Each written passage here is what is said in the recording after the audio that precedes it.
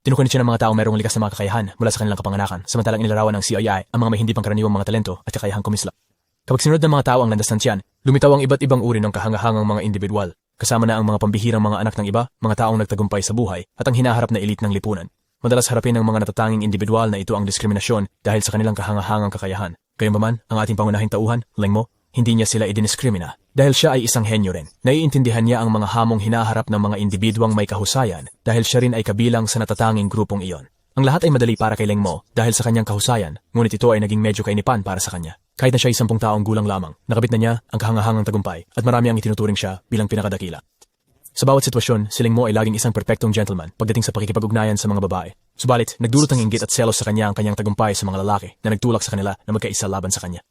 Hindi maiwasan ng mga batang lalaki na magselos sa talino at henyo ni Leng Mo. Sa kabilang banda, hinahangan ng mga babae siya dahil sa kanyang mahusay na mga grado. Ang kontrast na ito sa kung paano siya nakita ng mga batang lalaki at batang babae ay humantong sa selos at halo-halong damdamin sa kanyang mga kasama. Nang maglaro si Leng Mo ng basketball sa unang pagkakataon, nagawa niya ang 28 sa 31 na mga tira. At ang unang 3 pagkakamali ay dahil lamang siya ay sinusubukan mahanap ang kanyang ritmo. Para sa isa na may PhD, ang buhay ng isang ika-4 na mag-aaral ay tila masakit na mahirap. May mga sandali na kung saan siya ay sobrang nababagot na kinausap niya ang principal tungkol sa pamamahala ng mga mag-aaral at ang hinaharap ng sangkatauhan.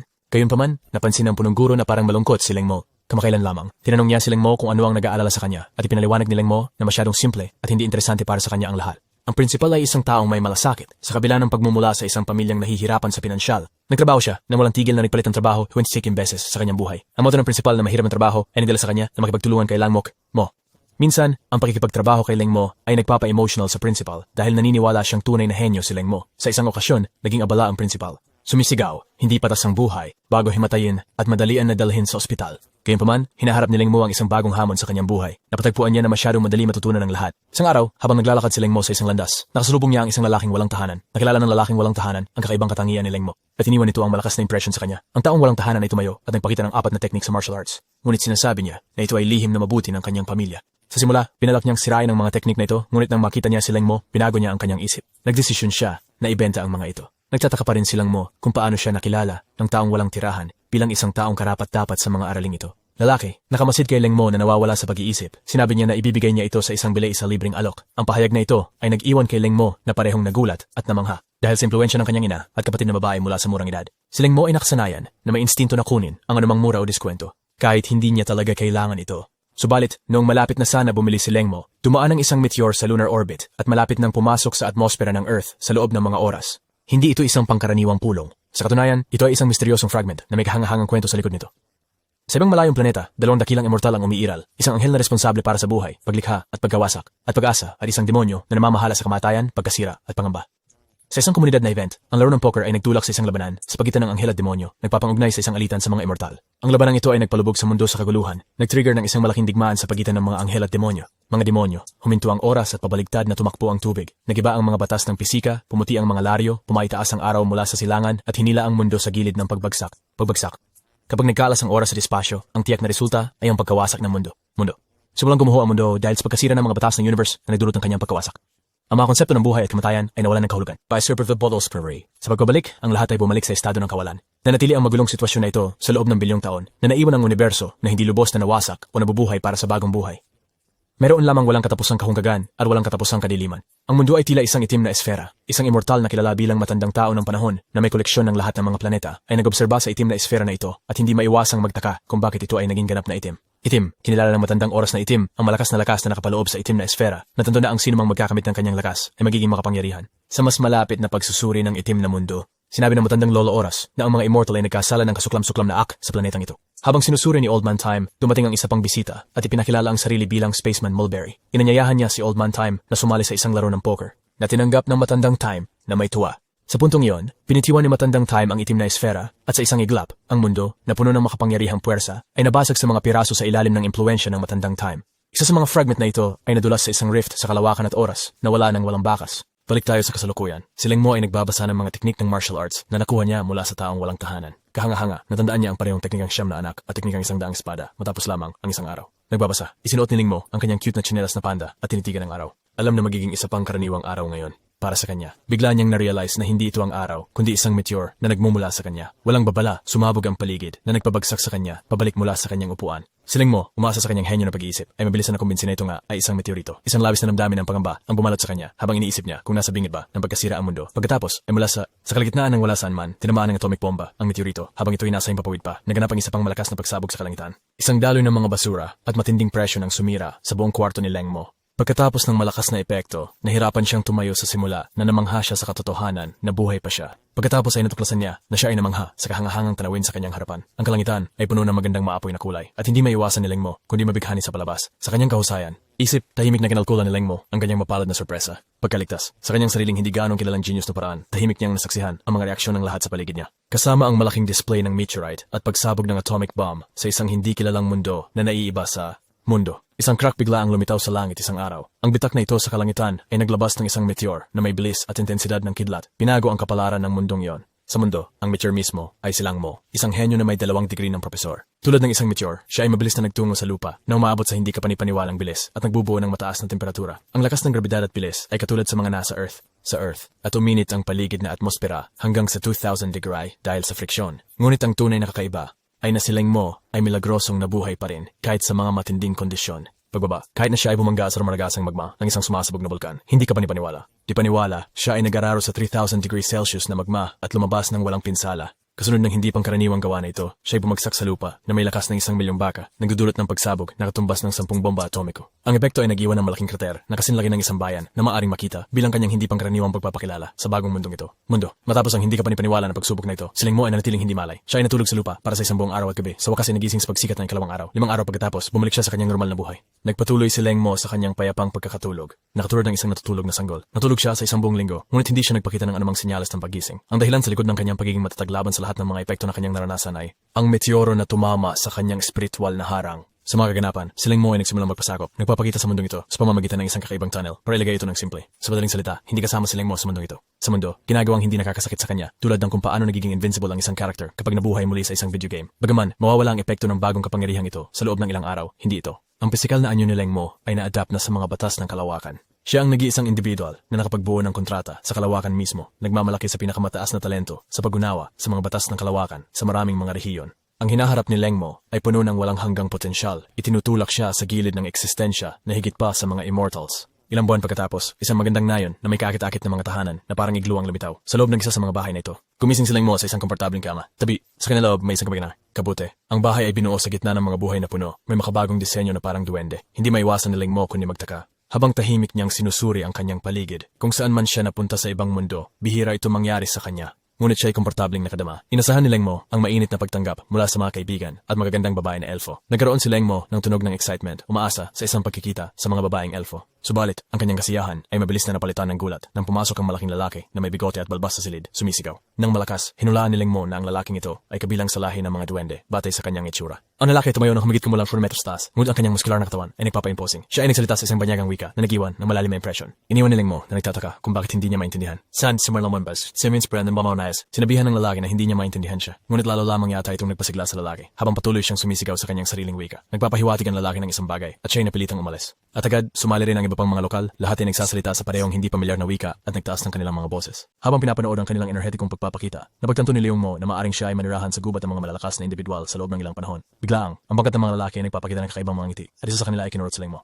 Nakadama ng kanilang mga kamay sa kanya, sumigaw si Leng Mo sa kanila, inakusahan sila na sila ay mga manyak at nagbabala sa kanila na huwag siyang hipuin. Sa kanilang mga mata, si Leng Mo ang isang manyak. Si Leng Mo ay tila isang hindi pangkaraniwang tao. Wala siyang malaking problema sa wika. Sa ilang oras lamang ng pangunahing pakikipag-usap, napagtagumpayan niya na maunawaan ang wika ng mga dwarf, patunay sa kanyang intelektual na kakayahan. Kasama sila, madaling natuklasan ni Leng Mo na ang mga dwarf na ito ay tapat at bukod tanging nagmamahal sa kanilang paghahangad. Subalit, mayroong isang kakaibang aspekto tungkol sa kanila, ang kanilang kagustuhang hipuin ang mga tao ng walang dahilan. Sa pamamagitan ng kanyang mga usapan, natutunan ni Leng Mo na ang maliit na bayan na ito ay matatagpuan sa loob ng isang kagubatan malapit sa isang bulkan. Ang Bartian ay mayroon lamang ng ilang libo. Ang mga dwarf na ito ay ang huling ng kanilang uri sa mundong ito. Bawal sa mabang second na maraming sa naman. Sa pamamagitan ng giyera at patuloy na paghahanda para sa hindi inaasahang mga hamon sa kanilang nayon, natutunan ng lahi ng duwende na mabuhay na may kahirapan malapit sa bulkan. Kawansya Minds, ang mga pandak na kalamnan ay hindi nagnanais ng tunggalian. Sa halip, ang kanilang tanging hilig ay ang paggawa ng mga armas at armadura. Sila ay may hindi mapantayang talento sa paggawa. Sa loob ng daan-daang milyon ng taon, naging dominanteng lahi ang mga dwarven sa mundo ng paggawa.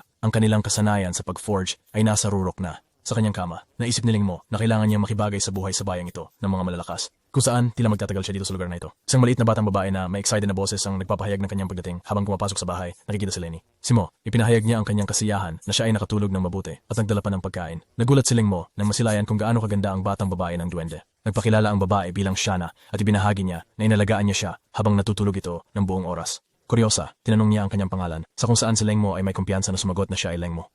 Natuwa sa kanyang sagot, si Shana ay naglaro at kinurot ang mga pisngi ni Leng Mo at saka hinawakan ang kanyang katawan, tumawa habang tinutukoy ang kanyang kakulangan sa kalamnan.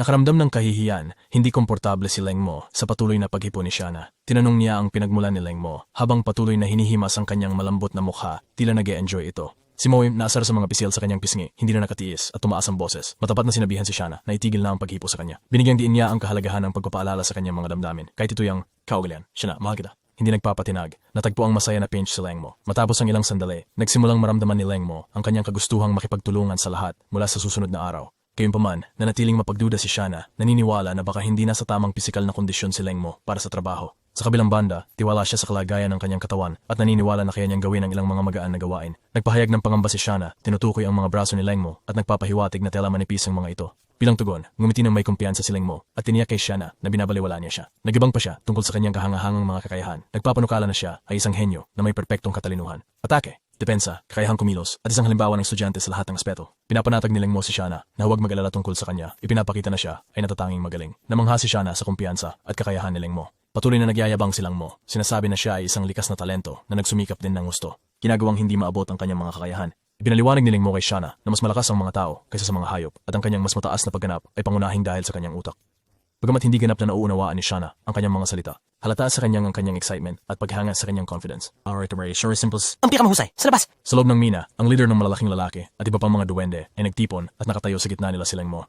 Sinabi ng leader sa lahat na sasali si Leng Mo sa kanilang pangkat at hinimok ang lahat na mag-alagaan. Tinitigan ni Leng Mo ang maikling tangkad ng mga dwarf. Tinukoy na mayroon silang kahangahangang lakas na kalamnan sa napakabatang edad. Unang misyon ni Leng Mo, binalak niyang maita na hindi ganun kasama ang mundo na ito. Kasangkot sa paghahatid ng dugo, bakal at mga uling. Rated sa antas ng kahirapan ng Lobituin, ang kakitakit na pabuya para sa pagkumpleto ng gawain na ito ay isang yakap mula sa punong ng nayon. Pinapanood ang iba pang mga taga-nayon na kumukuha ng mga uling. Lumapit si Leng Mo sa isang babae para magtanong kung maaari siyang sumali. Tumango siya bilang pagsangayon. Subalit, habang sinusubukan ni Leng Mo, nabuhatan ng isa sa mga uling, mabilis niyang na-realize na mabigat talaga sila. Nahihirapan siyang itaas ito mula sa lupa. Napagtanto ni Leng Mo na ang mga mukhang maliliit na uling na ito ay may bigat na hindi bababa sa 120 kg bawat isa. Kung ang simpleng pagbubuhat pa lang ay ganito na kahirap, naiisip niya kung paano niya ito madadala. Biglaan, si Shana ay lumitaw at simulang kurkurutin ang mga pisngi ni Leng Mo na parang naglalaro. Nadulas ang hawak ni Leng Mo sa uling dahil sa kanya na nagpabagsak dito. Ngunit madaling nasalo ni Shana ang mabigat na uling na para bang paglalaro ng isang bata. Si Leng Mo, si Mo, napakiramdam na medyo natalo. Hinayaan niya siya upang tulungan siya at magkasama silang inilipat ang uling sa bawat isa. Kaginhawaan, sinubukan ni Leng Mo ang Mission B na kinasasangkutan ng paghawak ng mabigat na 210 kg na palakol upang putulin ang mga puno. Ngunit nabigo siya sa pagtatangkang iyon.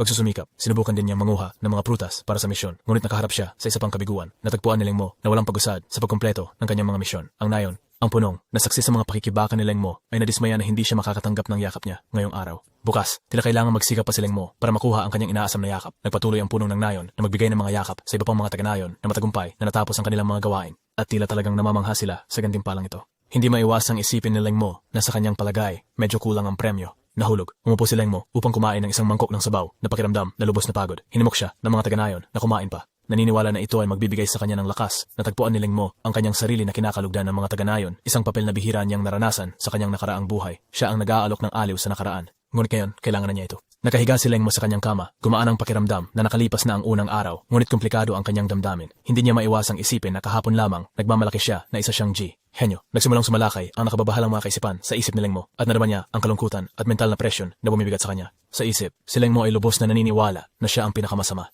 at ang pinakamahina sa bagong lugar na ito. Isang taong nangangailangan ng aliw. Bigla, isang daluyong ng emosyon ang nagtulak sa kanya upang tumakbo palabas ng kanyang bahay at simulan ng pag-akyat sa malapit na hagdan. Tumakbo siya. Nag-isip si Leng Mo kung paano siya nagkaganito na parang biglaan. Sa isang iglap, sinubukan niyang akyatin ang bundok gamit ang kanyang mga kamay, ngunit nasaktan siya sa proseso. Hindi makapaniwalang si Leng Mo ang pinakamahina sa lahat. Pagkatapos, biglang nanginginig ang lupa na nagpangilabot sa nayon, na nagtulak sa mga taga-nayon na lumabas sa kanilang mga bahay. Hinala ng puno ng nayon na maaaring ito ay isang lindol na nagmumula sa kalapit na bulkan. At inutusan ng lahat na magtipon sa isang ligtas na lugar habang hinahanap nila si Leng Mo. Sinabi ni Shana sa puno ng nayon na wala siyang alam kung saan napunta si Leng Mo. Pinagutos ng puno ng nayon sa kanyang mga tauhan na hanapin si Leng Mo ng may kagipitan. Subalit, itinuro ng isang nayon ng isang lalaki na nakatayo sa tuktok ng isang bundok. Naguguluhan sila kung bakit naroon si Leng Mo nakatayo sa mapanganib na tuktok. Sigaw ng mga taga-nayon sa ibaba upang siya'y bumaba, binibigyang diin ng panganib dahil tila handa nang sumabog ang bulkan. Pumutok, nanatiling tahimik si Leng Mo, nakatayo sa tuktok, ang kanyang mga kamay nagdurugo, nawala sa kanyang mga iniisip. Hindi niya matanggal ang paniniwala na siya ang pinakamahina sa kanila ngayon, na lubhang naiiba sa kanyang dating buhay bilang isang henyo. Mahirap para sa kanya na maunawaan kung paano, sa loob lamang ng ilang sandali, siya ay nahulog mula sa pagiging isang henyo patungo sa pakiramdam na parang wala. Hindi sigurado si Leng Mo kung ito ba ay isang biyaya o parusa. Bilang parusa, tinitigan niya ang aktibong bulkan at nagbigay ng banayad ng ngiti habang nagpapahayag ng kanyang pagnanais na humiling ng isang bagay mula sa Immortal One. Bigla ang pumutok ang bulkan at nanatiling nakatayo doon si Leng Mo, tila ginagawang personal na hamon. Gusto ni Leng Mo na makita ng mundo kung sino siya talaga.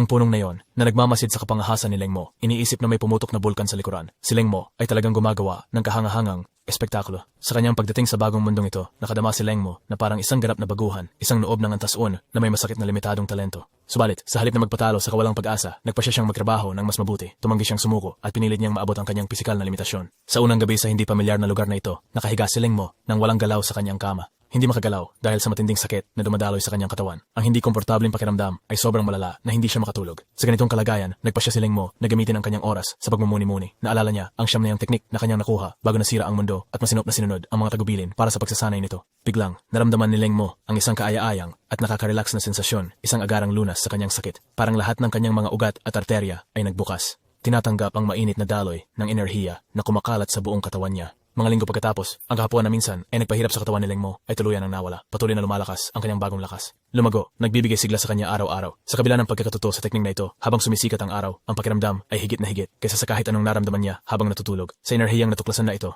Leng Mo ay nagsimula na sumunod na araw na puno ng sigla. Ngunit sa araw, sa katapusan ng araw, nadama niya ang kanyang sarili na lubos na pagod. Mga buwan, sumunod si Leng Mo sa isang mahigpit na routine, naglalaro sa kanyang buhay sa araw-araw at nag-aalay ng kanyang sarili sa kultivasyon tuwing gabi. Masikap niyang itinala ang kanyang progreso, nagsusumikap magtrabaho sa maghapon, at saka gumagamit ng kultivasyon upang makabawi sa gabi. Nagpatuloy ang siklong ito ng halos isang buwan hanggang sa kaya na niyang makasabay sa iba. Bagaman hindi siya pinakamagaling, sa pinakamabuti, tiyak na hindi na siya ang pinakamalala. Ang punong tribo, na impresyonado sa progreso ng lahat, ay nagpahayag na siya, ang kanilang iginagalang na matanda, ay magtuturo sa kanila ng sinaunang teknik ng Dwarven Axe. Sa pagdinig nito, naintindihan ni Leng Mo ang kahalagahan ng pagseryoso sa utos na ito. Ang tono ng punong tribal ay naging seryoso habang binibigyang diin ang kasaysayan ng teknik. Ipinapakita ang kanyang kapangyarihan sa pamamagitan ng mahusay na pag-ikot ng palakol at pagtabas sa ilang troso. Hindi maiwasan ni Leng Mo na hindi mapahanga sa demonstrasyon ng pinuno na medyo hindi kahanga-hanga at hindi kaaya-aya. Ngunit, habang pinagmamasdan niya ang mga galaw ng pinuno, nagsimula siyang mapansin ang kahulugan ng pamilyardad sa mga teknik ng palakol na ipinapakita sa kanya. Naging malinaw na ang punong tribo ay masigasig na nagpapakita ng mahahalagang kasanayan sa buhay, habang ang ibang mga taga-nayon ay nagsicheer sa paghanga na natiling hindi interesado si Leng Mo. Interesado. Napansin ang ekspresyon ni Leng Mo, tinanong ito ng pinuno.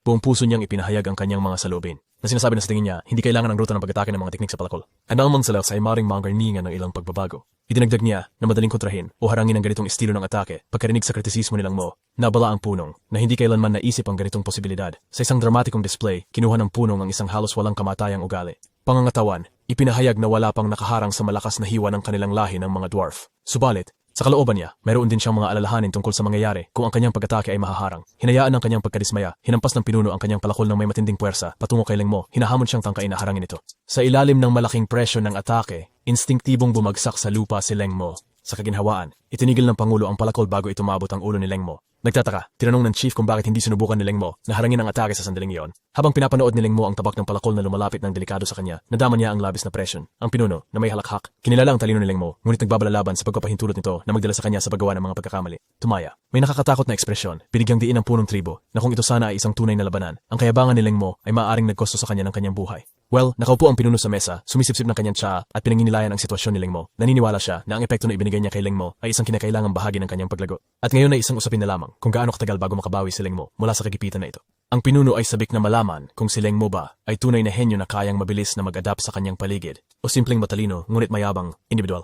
Hindi siya makatulong, ngunit pag-alala na ang malalim na ekspresyon ni Leng Mo pagkatapos ng insidente ay maaaring magpahiwatig ng mas malalim ang mga kahihinatnan. Ang mga alalahanin ng punong lalaki ay tila nangyari dahil sa nakikitang pagbaba ng pisikal na kakayahan ni Leng Mo. At mukhang kapansin-pansin siyang pagod. Sa kabila ng paglipas ng buong buwan, kaunti lamang ang pagbuti ng kondisyon ni Leng Mo na umaabot lamang sa isang punto bago tila bumagsak ang kanyang kalagayan. Estado, ito ay lubos na nag-alala sa puno na nagsimulang magtanong kung ang epekto ng kanyang mga aksyon ay nagdulot ng pinsala kay Leng Mo pisikal at mental. Sa mga alalahanin, hindi maiwasang magbalik tanaw ng chief sa kahinaan ng lahat ng mga henyo. Naniniwala ang puno na oras na para sa isang masinsinang usapan kay Lengmo upang tulungan na malunasan ang kanyang wasak na puso.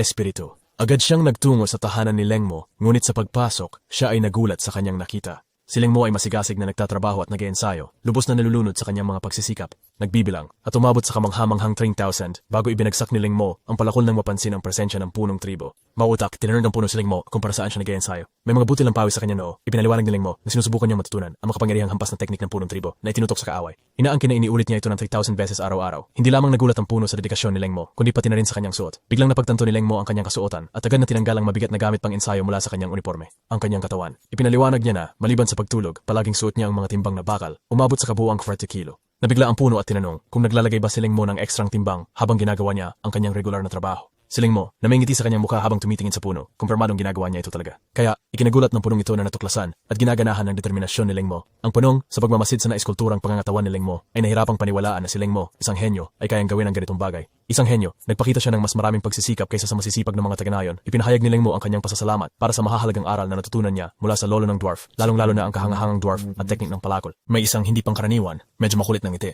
Tinanong ni Lengmo ang puno kung gusto niyang makita ang bunga ng kanyang matagal na malalim na pagsasanay. Sa gitna ng kanyang pagsasanay, ang pinuno ay nanatiling hindi makapaniwala, hindi makaintindi na nagpractice si Lengmo ng teknikang ito ng 3,000 beses araw-araw. Naantala, nagpakita si Lengmo ng kumpidensyal na ekspresyon at pinilit ang puno na saksihan ang mga resulta ng kanyang dedikadong pagsisikap nang walang pagkaantala. Tumatawa, nakakatuwa ang kumpiyansa ni Lengmo, lalo na't parang hindi niya alam ang kanyang mga limitasyon. Sa isang kaswal na paghagod ng kanyang kamay sa kanyang buhok, iminungkahi ng pinuno na ipakitang nagpapakita si Lengmo sa pamamagitan ng pagpalo sa ulo ng pinuno ng buong lakas. Nag-alinlangan siya, hindi sigurado sa ideya, ngunit sa huli ay pumayag sa hamon. Ang pinuno ngayon ay medyo naiinis. Itinaas ang kanyang boses, inuutusan si Lengmo na magpatuloy at sinisiguro sa kanya na ang kanyang ulo ay hindi karaniwan ng lakas. Tugon, sinabi ni Lengmo na kung naniniwala ang pinuno sa kanyang sariling lakas, dapat siyang sumunod sa kahilingan ni Lengmo. Talaga, ang hepe ay yumuko, inihanda ang kanyang sarili para sa paghampas ni Lengmo. Sinigurado ni Lengmo sa hepe na naiintindihan niya at handa siyang gawin ang lahat. Bigla, isang malakas na presyon ang nagsimulang bumuo sa paligid ni Lengmo. Ang tila nagbago siya sa isang ganap na iba. Nakakabigla para sa hepe ang pagbabagong ito. Hinala ng hepe na maaaring may itinatago si Lengmo na kagamitan na kayang maglabas ng ganun kalakas na pressure sa hangin. Nakakapagtaka para sa kanya kung paano makagawa si Lengmo ng ganitong pressure sa kasalukuyan niyang lakas. Ang mga bagay sa paligid nila ay malakas na tinutulak sa lupa. Dagdag sa alinlangan ng pinuno. Subalit, siya ay determinado na hindi magmukhang natatakot sa hindi inaasahang pagpapakita ng kapangyarihan. Sa biglaang pagsabog ng lakas, isiniksik ni Lengmo lahat ng kanyang kapangyarihan sa kanyang kamao at itinutok ito direkta sa ulo ng puno ng may overwhelming na lakas. Ang puno, na minamasdan ang paparating na kamao na may matinding presyon, ay naramdaman ang pag-aalinlangan kung kaya niya ang suntok. Gayunpaman, nagpasya siyang manatili pa rin, naniniwala na si Lengmo, isang mapag-isip na individual, ay makakaya ang suntok. Individual, hindi siya sasaktan ng matanda, tulad niya ng masyadong malakas. Ngunit bigla, may malakas na impact. Ang kamao ni Lengmo ay direktang tumama sa ulo ng puno. Nakatayo si Lengmo sa tabi ng higaan ng puno. Pinagsisisihan ng pinuno ang kanyang biglaang aksyon. Lumaki ang kanyang ulo tulad ng lobo dahil sa lakas ng suntok. Agad na nag-aalay si Lengmo ng kanyang taos-pusong pamanhin sa pagtama ng direkta sa hepe ng mga duwende nang may lakas. Sa mga pelikula na napanood ni Lengmo dati, alam niya na kung hindi siya kikilos ng tama, ang mga consequence ay maaaring maging malubha, tulad ng maluto at kainin. Sa kanyang paggising, tiniyak ng pinuno kay Lengmo na hindi ito ang kanyang kasalanan at pinuri siya para sa kanyang masigasig na trabaho at talento. Napuno ng luha ang mga mata ng pinuno habang ipinahayag niya ang kanyang mga damdamin. Naniniwala siya na oras na para kay Lengmo na maghanap ng isang master at sumindi sa sining ng paggawa. Pagkatapos ay umupo ang hepe at gumawa ng matapang na desisyon. Nagpahayag siya na personal niyang tatanggapin si Lengmo sa ilalim ng kanyang panangalaga. Nagpapahiwatig na siya ang pinakamahusay na panday sa lahi ng mga duwende sa nakaraang 300 taon. Lumabuo ang excitement ni Lengmo pagkarinig ng balitang ito. Gayunpaman, naging seryoso ang ekspresyon ng puno habang binibigyan siya ng mahigpit na babala. Sinabi niya kay Lengmo na kung pipiliin niyang matuto sa kanya, gagawin niya ito. Dapat siyang maging handa na makaranas ng labis na hirap. Idinagdag ng pinuno na kung magsisimula si Lengmo, ngunit mawawalan ng loob sa kalagitnaan, hindi na siya magpapakialam pa sa kanya. Lengmo, punong-punong excitement, kaguluhan. Ipinakita ang kanyang determinasyon na matuto mula sa puno. Isang buwan mamaya, matapos magpagaling ng husto ang punong dwarven, sinimulan ni Lengmo ang kanyang pagsasanay sa sining ng paggawa. Ginamit niya ang mga magnet para matukoy ang mga bato ng esensya ng bakal, na kung saan esensyal na malinis ng mga forma ng bakal na naka-embed sa loob ng mga bato. Matapos kumpletuhin ng maraming ehersisyo, matagumpay na naabot ni Lengmo ang unang yugto ng paggawa. Binigyang diin ng dwarven na pinuno na sa paggawa, hindi ito tungkol sa pagpapaperpekto ng sandata sa isang subok lamang. Sa halip, ang bawat hampas ng martilyo ay nag-aambag sa paggawa ng sandata. Ang prosesong ito ay nagresulta sa mga sandatang may natatanging katatagan at salim. Habang pinagmamasdan ni Lengmo ang pinuno na nag-iensayo sa sining ng paggawa, hindi niya maiwasang mapansin ang malasutlang pag-integrate ng mga teknikang axe na kanyang natutuhan dati. Taon, ang mapayapang lahi ng mga dwarf ay nabuhay sa ganitong paraan. Ang pagbabakal ay katumbas ng paglalaban, at ang paglalaban ay isang uri ng pagbabakal. Ang pagkaunawa na ito ay nagpuno sa puso ni Lengmo ng malalim na kahulugan ng determinasyon. Sa bagong natuklasang pangunawa na ito, sinimulan ni Lengmo ang simula ng kanyang paglalakbay sa pagbabakal. Para sa ilan, maaaring mabilis ang kalahating taon, samantalang sa iba ay maaaring mabagal ito. Para kay Leng Mo, mayroong malaking kahalagahan ng kalahating taong ito, katumbas ng panahon na ginugol niya sa pag-aaral ng pangunahing at sekundaryang kaalaman sa kanyang nakaraang buhay. Pagkatapos ng kalahating taon ng masigasig na pag-aaral mula sa mga Dwarven, Hepe, hindi lamang nakaranas si Leng Mo ng malaking pagtaas sa kanyang pisikal na lakas, kundi nakuha rin niya ang dalawang mahahalagang bagay. Ang Misanova-yang ring sandata na kanyang ginawa, ang simula ng isang baguhan. Kasama nito ay isang kumpletong set ng mga pamamaraan at kaalaman sa paggawa ng kagamitan na kinabibilangan ng siningtang pag-refine at pagkilala sa mga materyales. Sa kabila ng simulaing kahinaan ng palakol, may mga ideya si Leng Mo kung paano mapapabuti ang kanyang kakayahan.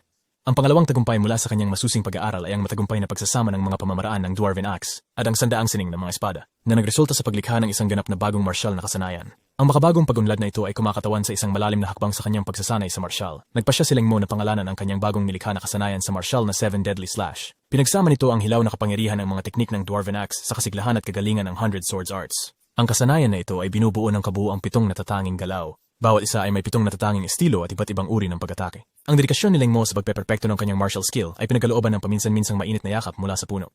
Bagaman hindi niya malabong maintindihan ang malalaking dibdib na buhok ng puno, mga buhok, isang araw habang nasa labas sa kagubatan, nakasalubong ni Leng Mo ang isang kaibig-ibig na birding slime sa lupa, na bigo. Itinanong niya kung ito ba ang kanyang gagampanan. Kinumpirma ng pinuno ang kanyang hinala. Ipinaliwanag na ang kanyang gawain ay upang alisin ang 100 mga slimes at kolektahin ang kanilang jelly, na kailangan niyang i-deliver kay Tita Medea. Hindi makayanan ni Leng Mo ang kaisipan ng paghahalata sa mahal na mga green slimes. Natagpuan niya talagang kaakit-akit. Subalit, habang lumalapit siya sa isa sa kanila na may pag-iingat, ang slime ay biglang naglunsad ng atake na nagpadala kay Leng Mo na lumilipad ng ilang metro ang layo. Ang sakit mula sa pag-atake ay nagpalakas sa galit ni Leng Mo at ngayon niya itinuturing ang slime bilang isang nakakabahalang kalaban. Sa kabilang banda ang slime, tiningnan niya si Leng Mo na may naguguluhang ekspresyon.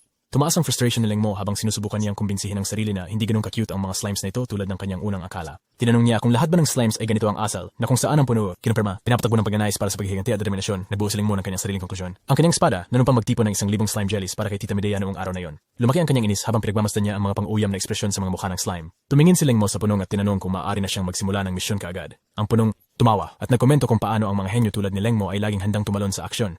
Sinabi rin niya na hindi malayo ang mararating ni Leng Mo nang walang kanyang patnubay. Ipinagpatuloy ng puno na ipaliwanag na ang mga slime ay may malambot at elastikong ibabaw na nagpapahirap sa kanila sa mga normal na atake na may makulit. Ngumingiti, tinanong niya kung gusto ba nilang mo malaman kung paano sila haharapin. Ang hari mo, na parang walang pakialam na tinapakan ng isa sa mga slimes, ay sumagot na gagawin lamang niya ang kinakailangan gawin. Ang puno, na tila medyo nababahala, ay sumusuri sa mga kilos ni Leng Mo. Subalit, biglaang na-realize ni Leng Mo na hindi siya nagbibigay ng buong pansin sa paliwanag ng chief. Kinilala ng chief na si Leng Mo ang kumilos ng kanyang sarili. Nagpa siya itong iwanan siya sa ginagawa nito. At sa gayon, umalis ito. Lumayo. Pagkatapos ay nagsimulang sumigaw ang puno at tumawag sa isang magical na beast. Ang ginawa nito ay nagdulot ng kalituhan kay Leng Mo. Nagtataka kung bakit sinusubukan ng puno na tumawag ng isang hayop. Bigla, ang lupa ay bumukas. Naglalabas ng malakas na daloy ng enerhiya. Si Leng Mo ay lubos na nagulat sa paglipat na ito ng mga pangyayari. Nagtatanong kung ang punong tunay na tinatawag ang isang halimaw na may matinding at nakatuong titig ang punong pinangalan niya ang kanyang tawag na deep blue, asul, at inutusan itong lumitaw. Bilang tugon sa tawag ng chief, isang malaking nilalang na kamukha ng matabang dragon at unicorn ang lumitaw na nasa harapan nila. Hindi maikubli ni Leng Mo ang kanyang paghanga sa eksistensya ng magical beast sa mundo. Ang mundong ito.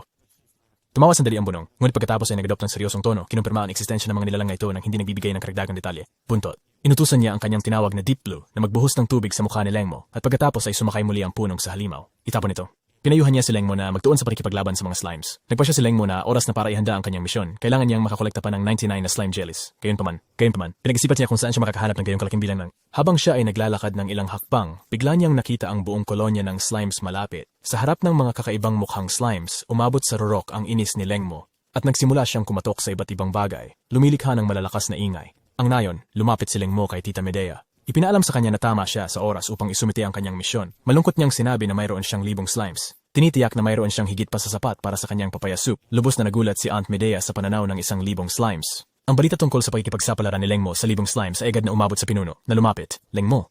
Nabiro niya na kung pinayagan niya si Leng Mo ng isa pang buwan, maaring nagdulot ito ng pagkalipol ng mga slime sa lugar. Madaling humingi ng paumanhin si Leng Mo para sa kanyang naunang ugali at binigyan siya ng puno ng bagong gawain upang makalikom ng 100 sungay mula sa mga kambing na uso. Ang mga gantimpala ay sa oras na ito ay magiging tansong mina ni Tito Fodad na Pino. Natuwa si Leng Mo at nakita niya ang 1 linggong timeframe para sa trabaho na ito ay napaka-reasonable. Kinikilala niya ang halaga ng pininong tanso bilang isang mahusay na gantimpala. Mula sa kanyang kaalaman sa pagpapakulo, naintindihan ni Leng Mo na ang mga materyales na may pinakamatibay na durability ay hindi single ores. Ngunit sa mas sambinas na magko, ang numanwanis ang deklosting kanyang determinasyon na makuha ang lahat ng mga bihirang mineral na ito. Napagkasto ni Leng Mo na ang pagtanggal ng zungay sa mga kambing ay maaaring makasakit o kahit patayin sila. Gayunpaman, kinalma siya ng punong kahoy. Ipinaliwanag na ang mga kambing ay magkakaroon muli ng mga sungay sa loob ng kalahating taon. Ang katiyakan na ito ay nagpagaan sa mga alalahanin ni Leng Mo. Ngayon, si Leng Mo at ang puno ay nagtayo sa harap ng isang kambing na may sungay. Parehong may kaba habang lumalapit sila dito. Hindi maiwasan ni Lengmo na mahanap ang titig ng kambing na kakaiba at nagtataka siya kung bakit may mga nakakainis na monsters na present sa village. Nasa baryo. Habang ini-express niya ang kanyang mga kaisipan, sumakay ang punong tribo sa Deep Blue at inutusang harapin ni Lengmo ang mga kambing ng mag-isa. Hindi maalis ni Lengmo sa kanyang isipan na baka galit pa rin sa kanya ang punong tribo dahil hindi niya sinunod ang payo nito. Nagpasya siyang kunin ang kanyang palakol na itinuring na isang magandang pagkakataon para mapraktis ang kanyang pitong nakamamatay na teknik ng paghiwa. Gayunpaman, ang kambing na may sungay ay sa simula ay mukhang walang pinsala na nagpatungin si Lengmo. Iniisip na baka ito ay isang silo. Inosente, bigla siyang sinurpresa ng kambing na may umiikot na sungay na naglunsad kay Lengmo sa isang labanan kasama ang mabagsik na nilalang. Mastopums and Ondurant is the matchup na labanan at sunod-sunod na away.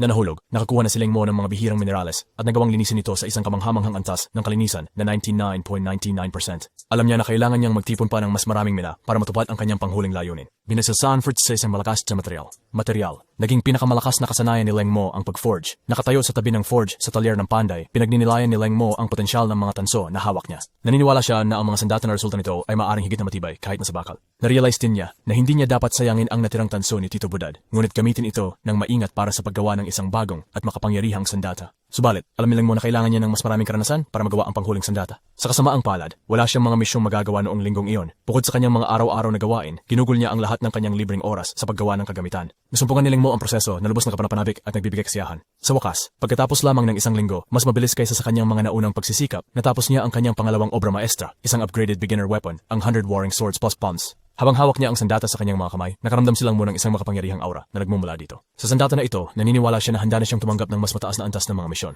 Naghanap si Lengmo ng punong tribo para ibahagi ang kanyang mga plano. Nagulat ang punong tribo sa kasipagan ni Lengmo at nagkataas sa kanya ng misyon ng pagmimina upang siya ay makapagpatuloy pa. Nagtanong si Lengmo tungkol sa mga misyon ng pangangaso na magagamit. Naotechibod o kanya ng punong opisyal na wala sa kasalukuyan na magagamit. Sa halip, itinalaga ni Chief kay Lengmo ang isang misyon sa pagmimina na nag-uutos sa kanya na magtipon ng 100 kilo ng vermilion copper ore. Ang gana palavers tas nando o isang taong gulang na pilak na maro ore. Pumasok si Lengmo sa mina na may kompletong gamit habang siya ay patuloy na bumaba sa mina at gumugol ng mahabang panahon. Sa pagmimina, sa wakas, ay nakaabot siya sa isang malaking ilalim ng lawa. Sa lawang ito, may kumikinang na mineral na nagpansin sa pansin ni Lengmo. Sa kabila ng kanyang pagkapagod, nagtataka siya kung ito ba ang vermilion tansong ore na kanyang inatasang kolektahin. Subalit, dahil matatagpuan ang sagwan sa gitna ng lawa at pagod na si Lengmo, nagatubili siyang lumangoy patungo dito. Bigla, ang tila hindi gumagalaw na mina ay nagsimulang gumalaw at dahan-dahang umangat sa hangin na humihilaw ng malaking halaga ng tubig kasama nito. Nagulat si Lengmo, ang kanyang takot ay lumalaki sa bawat segundo. Pagkatapos, bumagsak ang tubig na nakapaligid sa sagwan na nagpapakita ng isang malaking kalabaw na halimaw na may sagwan na binubuo ang kanyang ulo. Natatakot, hindi maiwasan ni Lengmo na maramdaman na nagbago ang sagwan sa isang nakakatakot na entidad upang takutin siya. Ang malalaking mata ng halimaw na toro ay tumambad kay Lengmo, nagdudulot sa kanya ng kaba at takot. Sa isang nanginginig na tinig, kinakabahan siyang tinanong kung kumain na ba ang toro ng araw na iyon. Ipinaliwanag niya na dumating lamang siya rito para sa ilang pagmimina at hindi niya sinasadyang gambalain ang pahinga ng nilalang. Nakatingin ang toro kay Lengmo na may nalilitong ekspresyon, tila hindi makaintindi sa kanyang mga salita. Nagpatuloy, nagpahayag ng kanyang paniniwala sa karunungan ng lahat ng mga nilalang, maging ito man ay demonyo o halaman. Naniniwala siya na posible ang komunikasyon. Subalit, sumagot ang toro ng isang malakas at agresibong kilos na nagpadapa kay Lengmo sa takot. Nang makabawi, nakipag-usap si Lengmo sa toro na ipinaliwanag na bilang isang herbiboro, walang kapakinabangan sa kanya ang pagpatay sa kanya. At ito'y nagpalabas ng isa pang nakakabinging mood na nagpadala ng mga shockwave sa lupa. Nakaramdam ng labis na presyon at takot para sa kanyang buhay si Yang Mo. Naisip niya na hindi siya pumunta sa lugar na ito para patayin ng isang water bull. Napagpasyahan ni Leng Mo na kanyang pinagsama-sama ang kanyang katalinuhan na mas mainam na magtago. Naniniwala siya na ang bermilyon na tansong mineral ay maaaring matagpuan sa iba pang lugar, hindi lamang sa hangganan. Toro, habang tumatayo siya para mag-sneak away, bigla niyang narinig ang mabibigat na hakbang na parang kidlat na lumalapit mula sa harapan. Ang puso ni Leng Mo ay biglang bumaba nang ma-realize niya na ang pinagmumulan ng mga hakbang na nagpapayanig sa lupa ay ang malaking toro na tumatakbo ng diretso sa kanya. Nagsigaw si Leng Mo na wala ng awa sa mahihinang nilalang tulad niya ang toro. Ang toro ay nag-charge na may kasidhiyan, sumisira ng lahat sa kanyang landas. Nagbadaling tumakbo si Leng Mo para sa kanyang buhay. Kumakabog ang kanyang puso habang namamangha sa kakayahang magpatuloy ng halimaw. Naisip niya na hindi siya makakadala ng toro sa nayon nang hindi hinaharap ang galit ng mga taga-nayon. Si Leng Mo ay labis na nabahala. Magalala, inisip niya ang mga malulupit na salita at kritisismo na ituturo ng mga tao sa kanya kung dadalhin niya ang water bowl na ito sa nayon. Nagtipon ng luha sa kanyang mga mata, sa takot na ito ay magiging isang madilim na kabanata sa kanyang buhay. Ngunit pagkatapos, sa isang sandali ng kalinawan, bigla ang tumigil si Leng Mo at mahigpit na hawak ang kanyang ginawang espada. Ang toro ay sumugod sa kanya ng walang habas na galit.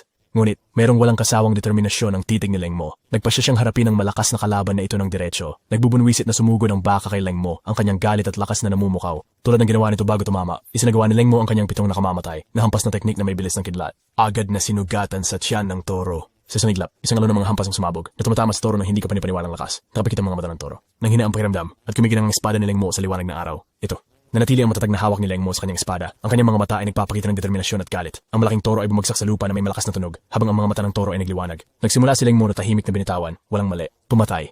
Bigla ang lumitaw si Chief mula sa likod ng isang halaman, isang tingin ng gulat sa mukha ni Leng Mo. Pero mukhang tunay na naantig si Chief. Ang walang kapintasan at energetikong pag-atake ni Leng Mo ay kinamangha at ipinagmamalaki ni Chief. Pinagkalooban ni Chief si Leng Mo na mahigpit na yakap ng oso bilang gantimpala sa kanyang kahangahangang tagumpay, bagaman hindi maiwasan ni Leng Mo na makaramdam ng kaunting pagkasakal sa dibdib ng buhok ni Chief. Maliban kung siya ay naantig sa kilos ni Chief, na nauunawaan na palihim siyang sinundan ni Chief upang protektahan siya. Kasamang toro, lahat ay tinalo. Nagpatuloy si Leng Mo sa pagmimina ng ore mula sa kanyang ulo. Kinumpirma niya na ito ay timbang 100 kilo. At sinabi ng Pangulo na nakatayo sa ibaba na sapat na. Nagmukhang tunay na masaya si Chief habang inamin niya na tunay na isang henyo si Leng Mo. Walang duda siya na magiging isang dakilang mandirigma si Leng Mo sa hinaharap at naniniwala pa rin siya na may potensyal si Leng Mo na maging ang numero 1 santo ng tabak ng lahi ng Dwarven. Si Leng Mo ay naiwang naguguluhan sa pahayag na ito. Nabuudyok sa hepe, na ipaliwanag na ang mga mandirigma ay naiuri sa iba't ibang antas na may sword saint bilang isang prestihiyoso at mataas na ranggong titulo. Dinagdag niya na dahil sa kanilang kakayahang gamitin ang enerhiya ng labanan, ang mga duwende ay malaki ang paghihigpit sa kanilang kakayahang panglaban, ang pinakamataas na antas na kailanman naabot sa kanila. Yun ay ng isang dakilang sword master sa loob ng 100 milyong taon. Tanging isang dakilang espada ng master ang nagawang mapasuko ang isang nag-aalab na tigring hari sa kanyang sarili. Tunay na namang hasiling mo sa kahangahangang tagumpay na ito. Mga pa, dahil sa kuryosidad tungkol sa sariling antas ni Chief, nagtanong si Leng Mo dito. Sinabi ni Chief na kasalukuyan siyang nasa antas ng isang advanced na mandirigma. Nasa pa upang talunin ang water bull. Gayunpaman, tinukoy ni Chief na may mahaba pang daan na tatahakin si Leng Mo dahil umaasa lamang siya sa kanyang intelihensya at inabuso ang pagkahilig ng water bull na bumulusok ng diretso para matalo ito. Hindi ito, siniguro ni Chief kay Leng Mo na ang rango ay hindi lamang nakasalalay sa pisikal na lakas at puno ng walang hanggang posibilidad ang hinaharap ni Leng Mo. Binigyang diin niya na sa kabila ng kanilang kakayahang gamitin ang enerhiya ng labanan mula sa kapanganakan, hindi kailanman sumuko ang lahi ng Dwarven. Meron silang natatanging kakayahan, ang natural na kakayahang makonekta sa mga hayop.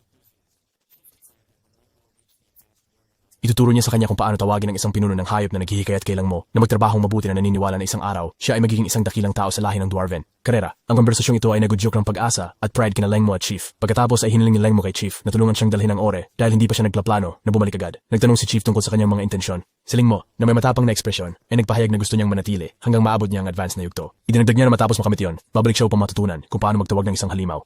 Tuwang-tuwa at proud si Chief sa malakas na etika sa trabaho ni Leng Mo.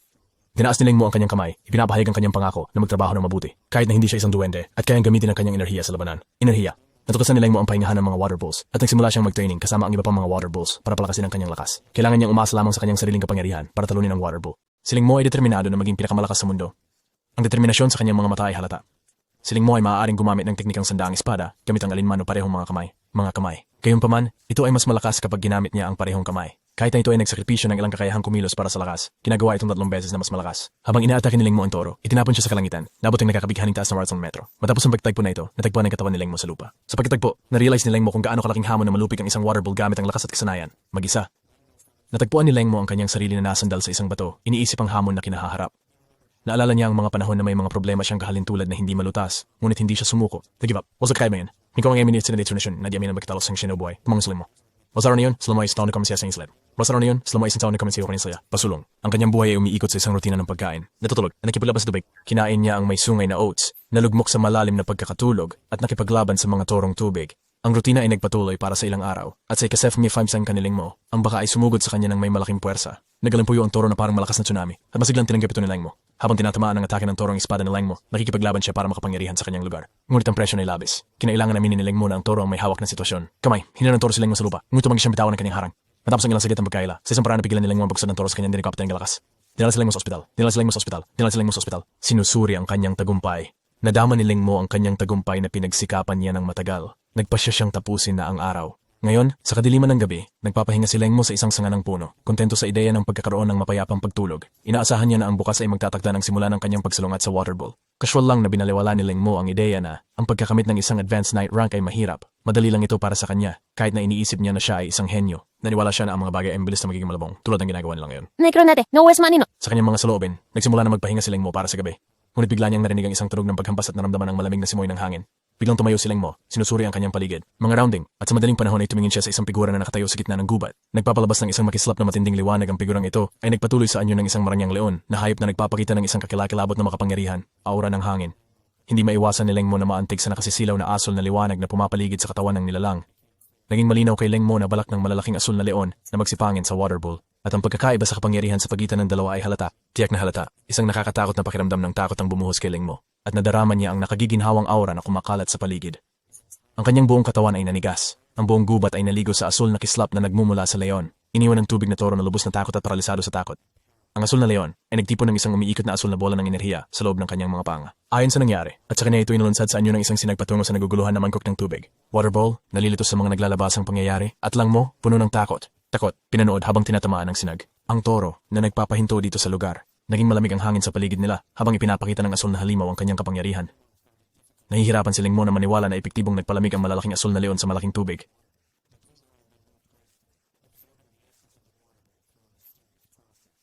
Bigla na lamang, ang yelo na bumabalot sa toro ay nagsimulang bumagsak at unti-unti na itong nilulunok ng bunganga ng asul na leon. Pinagmasdan ni Langmo sa kalituhan habang mabilis na inabsorb ng asul na leon ang buong katawan ng tubig. Toro, iniwan siyang napatulala sa agarang at nakamamatay na aksyon ng leon. Ito ay isang nakakagulat na pagkaunawa na kung hindi niya pinili na magpahinga sa isang puno matapos ang kanyang pangangaso ngayon. Ang kapalaran niya ay maaaring magaya sa kalagayan ng toro ng tubig, nagbago at naging estatwa ng yelo at namatay, nalunok. Ibinulgar ng pangyayaring ito ang lugar ng water bull sa kadena ng pagkain ng mundo at naging malinaw kung bakit nagbabala ang punong silang mo laban sa paglalakbay ng sobra sa mga teritoryong ito. Ang water bull ay, sa katunayan, nasa ilalim ng kadena ng pagkain sa malupit na mundong ito. Kumpara sa kasalukuyang Langmo, ang malaking lakas ng Blue Lion ay sapat na upang itulak siya sa kawalan ng pag-asa.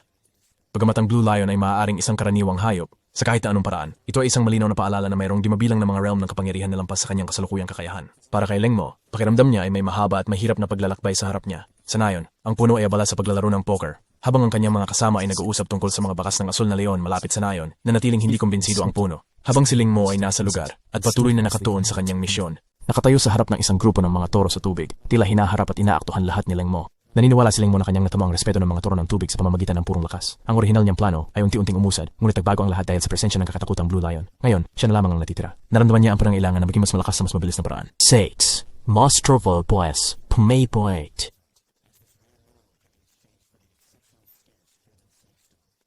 Ayon sa alamat, ang pagdaragdag ng mahalagang batong ito habang binubuo ang isang sandata ay nagbibigay ng karunungan na nagbibigay dito ng kakayahang mag-repair ng sarili. Si Langmo ay determinado na mahanap ang kayamanang ito dahil ito ay may malaking kahalagahan. Magagamit ito sa dalawang paraan kung maaari siyang bumalik kasama ang hematite. Ngayon, natagpuan ni Langmo ang kanyang sarili sa isang lugar na parang disyerto kung saan ang nakakapaso na temperatura ay nagdudulot ng malaking epekto sa kanya dahil sa matinding init. Kaya init, naranasan ni Langmo ang matinding init at nagsisisi sa hindi pagbabalik sa nayon para mas mahusay na ihanda ang kanyang sarili. Itinuturing niya ang isang nabigong henyo ang sarili dahil hindi niya ito ginawa. Ginawa ito. Sa kabila ng mga saloobin na ito, nagpasya siyang magpatuloy sa isip na malayo na ang kanyang narating. At ito ay sayang kung susuko siya ngayon. Subalit, habang patuloy siyang naglalakad, mabilis na nauubos ang kanyang lakas. Napagtanto niya agad na mas mababa sa kalahati ng kanyang lakas ang natitira. Maswerteng nakahanap si Langmo ng tubig sa malapit at mabilis na uminom mula rito. Habang nakaupo doon at nag-iisip ng kanyang susunod na hakbang, bigla siyang nakarinig ng malakas at matinding hagikik na nanggagaling mula sa likod niya. Sa palagay ni Langmo, baka ito na naman ang asul na leon, kaya tumakbo siya at naghanap ng kanlungan sa likod ng malaking bato. Mula sa kanyang tago, minastan niya ang pinagmulan ng malakas na hagikik. Para sa kanyang kaligtasan, tumakbo si Langmo na parang bato. Sa kanyang pagkabigla, nakakita siya ng malaking ahas at lobo na nakikipaglaban ng buong gali. Parehong nilalang ay halatang galit at handa para sa laban. Gayunpaman, habang sinusubaybayan ni Langmo ang konfrontasyon na ito, napansin niya ang isang piraso ng hematite malapit. Naharap si Langmo sa isang dilema dahil ang hematite na hinahanap niya ay nasa malayo sa pagitan ng dalawang malalakas na hayop na naglalaban. Sinubukan niyang sumniyak na lampasan sila, ngunit agad niyang natuklasan ng mga nilalang at pareho silang nagpakawala ng malalakas na mga sigaw. Subalit, biglang nagbago ang sitwasyon na magsimulang magkatake sa isa't isa ang ahas at lobo ng mga hayop. Kasangkot sa isang galit na labanan, pinagsamantalahan ng gulo, si Langmo tumakbo para dito. Siya'y tumakbo ng mabilis hanggat kaya niya at sa wakas ay nakarating sa isang bato kung saan siya nagpasyang magtago. Si Langmo yumuko sa likod ng bato, nakaririnig pa rin ng mabangis na pagngangawa ng naglalaban na halimaw. Hindi siya sigurado kung ano ang dapat niyang gawin sa susunod. Dapat ba siyang maghintay na matapos ang labanan o dapat ba siyang gumawa ng kilos para sa hematite? Matapos ang ilang oras ng pagtago, biglang tumigil ang mga pagngangal. Nahinto ito at nakita ni Langmo na pareho ang ahas at lobo ay walang malay na ngayon. Si Langmo, sa akalang patay na ang ahas at lobo, ay nagpatuloy sa pagmimina ng hematite. Subalit, bigla niyang napansin ang isang grupo ng batang lobo sa malapit na lugar. Ang mga maliliit na lobong ito ay lubhang kaakit-akit at ang kanilang presensya ay nagpawala ng pansin ni Langmo. Kahit nakahanga-hanga ang kanilang mga ginagawa, ginawa ni Langmo ang kanyang pinakamabuti upang hindi pansinin ang mga ito at nakatuon sa kanyang gawain. Habang nagmimina siya ng hematite, hindi niya maiwasang sumulyap sa mga tuta ng lobo. Lubos silang kaakit-akit at mahirap hindi mabighani sa kanila. Subalit, bigla siyang napansin sa isang kaunting kilos malapit sa kanyang pagkabigla. Nakita niya ang ina ng lobo na gumising at sumigaw ng galit ng magising ito. Ang ina ng lobo ay umuungal at nagbabala kay Langmo na manatili palayo sa kanyang mahalagang anak. Naiintindihan ni Langmo na kung ang lobo ay makakabawi, maaaring ituring niya siyang isang banta at atakihin siya. Dahil dito, nagpasya siyang tapusin ang kanyang paghihirap at pawasan ang panganib. Kumunat si Langmo ng kanyang espada, ngunit sa halip na saktan ng inang lobo, ginamit niya ito para putulin ang katawan ng ahas. Inihanda niya ang inihaw na karne ng ahas at tinalok ito sa lobo. Sinusubukang pakainin siya at kumaan ang kanyang sakit. Nakaupo si Langmo sa labas ng kanyang bahay sa nayon, iniisip na lumipas na ang ilang linggo. Bagaman nakakuha siya ng sapat na dami ng mga ores, pinili niyang manatili at alagaan ang pilak na lana. Mga lobo. Sa panahong ito, pinagnilayan din niya na ang karne ng ahas na kanyang nakain ay tila may malaking epekto sa nutrisyon. Habang nag-iisip si Langmo, lumapit sa kanya ang dalawang maliliit na tuta. Masaya, tumatahol. Hindi niya maiwasang isipin na ang mga batang asong ito ay naging mas aktibo sa nakaraang mga araw. Ngayon ay nagagawang tumalon, umupo kasama ng mga lobo. Nagmuni-muni siya sa kanilang ina na nauunawaan na siya ay nagkaroon ng kahangahangang pagaling matapos kumain ng karne ng ahas. Siya ay nagtatamasa ng mapayapang mga araw kasama ang kanyang manada ng pilak ng mga lobo. Habang pinagmamasdan ni Lengmo ang paggaling ng kalusugan ng inang lobo, nagpasya siyang oras na para umalis siya. Gayunpaman, bago umalis, ang inang lobo, hinadlangan siya nito. Ang kanyang titik ay nagpapahiwatig na meron siyang mahalagang sasabihin. Kahit hindi niya lubos na maunawaan kung bakit, natagpuan niya ang kanyang sarili na maaring maintindihan ng kanyang intensyon. Sa ilalim ng takip ng gabi, dalawang mga figura ang mabilis na dumadaan sa kagubatan na sinusundan ni Lengmo ang inang lobo. Sa kanyang pagkabigla, ang inahing lobo ay nakasabay sa kanyang pinakamabilis na takbo nang walang anumang pagpapakitang pagod. Hindi niya maiwasang isipin na hindi ordinaryong halimaw ang lobo. Pagkatapos, pinutunguhan ng inang lobo siya sa isang kuweba sa gitna ng kagubatan na malinaw na nagpapakita na nais niya itong pumasok. Sa puntong ito, wala siyang dahilan para tanggihan ang kanyang mga kahilingan. Nang siya'y pumasok sa kuweba, bigla na lamang siyang nahulog sa isang malalim na hukay. Ang kahulugan ay malalim, at sa panahon ng nabuwal siya, nalaman niya na ang hukay ay hindi bababa sa ilang daang metro ang lalim. Habang bumubulusok silang mo sa hukay, kasama ang inahing lobo, nakita niya ang isang golden pearl na nakapatong sa loob ng kuweba. Ang perlas ay nagpapalabas ng isang kasayahan na amoy na nagpapatanong kay Lengmo kung ito'y maaaring kainin. Ang perlas, natuklasan niya na talagang maaaring kainin ito at tinalok niya ito sa inang lobo na kumain ito. Lengmo, namosisa at nagtitiwala sa kanyang mga pangunawa, nagpasya rin na tikman ang perlas sa kanyang pagkabigla. Mata lumabas na ito ay napakasarap. Ang mga katas ng prutas ay mayaman at bumaba ito sa lalamunan ni Lengmo, pinupuno ang kanyang mga pandaman ng isang makapangyarihang lasa. Ngunit sinilitagal pagkatapos sumisay ng lasa, nagsimulang mapakita ng kakaiba at mainit na pakiramdam ang kanyang tiyan. Para bang sumabog ang isang bulkan sa loob niya na lumikha ng isang nagniningas na sensasyon na kinain ng kanyang katawan. Ang matinding init ay nagpatili sa kanya sa sakit. Ang sakit at pakiramdam niya ay maaaring bubagsak ang kanyang katawan. Sa kagustuhang makahanap ng ginhawa, sinubukan ni Lengmo na kalmahin ang kanyang sarili sa gitna ng mainit na paghihirap. Lumapit siya sa meditasyon, sinusubukang gamitin ang nagbabagang init. At ikalat ito sa buong katawan niya. Pinagsasama ang bawat solong cell sa apoy nito. Kinabukasan, dumating at ang kagubatan ay bumalik na sa karaniwang kalagayan nito na mapayapa kung para bang wala nangyari noong nakaraang gabi. Nakaupo si Lengmo sa malaking bato, malalim sa meditasyon. Siya ay huminga ng malalim at nang magbukas siya ng kanyang mga mata, gumiginaw ang mga ito ng bagong kapangyarihan at determinasyon. Pagtatapos, ang braso ni Lengmo ay nagpalabas ng kahel na liwanag at matapos ang hindi alam na tagal ng oras, siya ay tuluyang lumabas sa kanyang meditasyon. Sa kanya, napansin niya ang kahangahangang pagbabago na naganap sa loob ng kanyang katawan. Parang ang buong araw ay natagpuan ang tahanan nito sa kanya. Ang katawan ni Lengmo ay sumipsip ng lahat ng init ng enerhiya para maging tumpak. Tumpak, 99.9% nito ngayon ay dumaan sa kanyang mga meridian. Pagpapaalam, buong pagkatao niya ay puno ng bagong lakas na ito at hindi siya makatulong kundi magtaka kung ito ba ang paraan ng lobo ng pagbabayad sa kanyang kabutihan. Sa kanyang pag-alala sa panahon na iniwan siya sa yungib, ang mga pilak na lobo ay naglaho. Iniwanan siya ng tanging mga hematites. Sa pagbabalik sa baryo, mainit na binati ni Uncle Valdo si Lengmo. Ipinahayag ang kanyang kasiyahan na siya ay nakaligtas. Inialok ni Lengmo ang espesyal na hematite na may natatanging sagwan kay Uncle Valiant. At ito ay talagang isang maganda at mas mabuhay na specimen kumpara sa iba. Maingat na inuri ni Uncle Valdo ang alamat na bloodstone sa pag-aari ni Lengmo na kinikilala ang kanyang kakaibang bihira. Bigla, nagulat lahat ng pinukpok ni Tito Valdo ang kanyang sariling ulo gamit ang isang bote ng baso na nagdulot ng pagdurugo. Ang mga patak ng dugo ay nahulog sa bloodstone. Nalito si Lengmo. Nagtataka kung ano ang ginagawa ni Tito Valdo. Hinawakan ni Valdo ang bloodstone at bilang nang siya'y pumasok, ito ay biglang nagliyab na parang sunog kung saan ang dugo niya ay nakasama. Pinaliwanag niya na ang bloodstone ay nagbibigay sa gumagamit nito ng sobrang lakas ng mga kakayahan sa apoy. At walang katapusang sigla, hindi maiwasan ni Lengmo na mag-alala sa sugatang dumudugo sa ulo ni Tito Valdo. Nakakagulat, ibinigay ni Uncle Valdo ang bloodstone kay Lengmo. Sinabi sa kanya na ito. Nagulat si Lengmo sa biglaang kabaitang ito at tinanong kung may balak pa rin si Tito Valdo na gumawa ng isang NB na sandata. Bilang tugon, inilahad ni Valdo na kanyang kailangan lang ang mga hematite sa simula. Naiintindihan ang kahalagahan ng pagpapalakas sa kanyang sarili upang makagawa ng isang malakas na sandata. Nagpatuloy si Lengmo sa kanyang ensayo laban sa mga toro ng tubig. Sa mga antas, naging maliwanag ang kanyang progreso dahil sa kanyang lakas na malaki ang pagtaas at siya ay naging hindi kapanipaniwalang mabilis. Hindi na siya isang simpleng baguhan na mandirigma, siya ay isang formidable force na puwersa. Matapos kumain ng pulang prutas, nagkaroon si Lengmo ng malaking pagtaas sa lakas. Isang sandali na talagang nagpapakita ng kanyang bagong kapangyarihan ay nang muli niyang makaharap ang Blue Lion sa kabukiran. Harap-harapan ni Lengmo ang Blue Lion. Ang Blue Lion ay madaling nakawala sa isang water bowl lamang ng ilang sandali bago nagpapakita ng kahangahangang bilis. Ito'y nagpahinto kay Lengmo sa isang kisatmala. Habang nakatigil si Lengmo, naniniwala siyang malapit na ang kanyang katapusan at tiyak na sisirain siya ng leon. Ngunit sa isang hindi inaasahang paglipat ng mga pangyayari. Isang beses, natunawagan ng yelo, nakapaligid kay Lengmo, gaya ng bilis na pagkakabuo nito. Marisiwan siya asul na leon na naguguluhan. Ang asul na leon ay nag-conjure ng isa pang spell, handang umatake kay Lengmo. Sa kabila ng kanyang pagsisikap, nasagip muli ni Lengmo ang atake ng leon, ngunit nahuli siya sa freeze beam nito sa pangalawang pagkakataon. Gayunpaman, nanatili siyang natigil lamang sa ilang segundo. Napagtanto ni Lengmo na ang dahilan na hindi siya makapagpahinga ay maaaring dahil sa matinding enerhiya na nabubuo ng kanyang katawan. Pagkatapos ng hindi matagumpay na pag-atake ng leon, nagpakita ito ng hitsura ng kabiguan, lumayo at umalis. Nagpatuloy ang mga ito at naglakad ng walang lumingong muli. Ito ay nag-iwan kay Lengmo na may kaunting pagkalito. Sa loob ng katawan ni Lengmo, may malakas na daloy ng init na enerhiya na tumatakbo sa kanya. Sa buti na lang, siya ay masugid na nagpapakalat ng Divine Nine Suns sa loob niya. Kung hindi, maaaring siya ay nasunog sa nakakapaso na init. Ang kanyang kasalukuyang kalagayan ay nagbigay sa kanya ng hindi pangkaraniwan, ngunit hamon na lakas. Hindi maalala ni Ling Mo ang eksaktong petsa, ngunit nakita niya ang isang malayong meteoritong bumagsak mula sa langit. Ito ay walang kamali-maligayang kamukha ng isang meteorito kaysa sa pagkatranscend ang ibang nilalang. Nang ang meteorite ay tumama sa lupa, natuwa ang punong ng nayon. Nalalaman na ito ay magbibigay ng malaking halaga ng langis na mula sa meteorite. Mabilis niyang tinipon ang lahat ng mga taga-nayon at tinutusan silang kunin ang meteorito mula sa nahulog na bato. Sa wakas, isa sa mga taga-nayon ang natuklasan ng maliit na meteorite ore sa loob nito.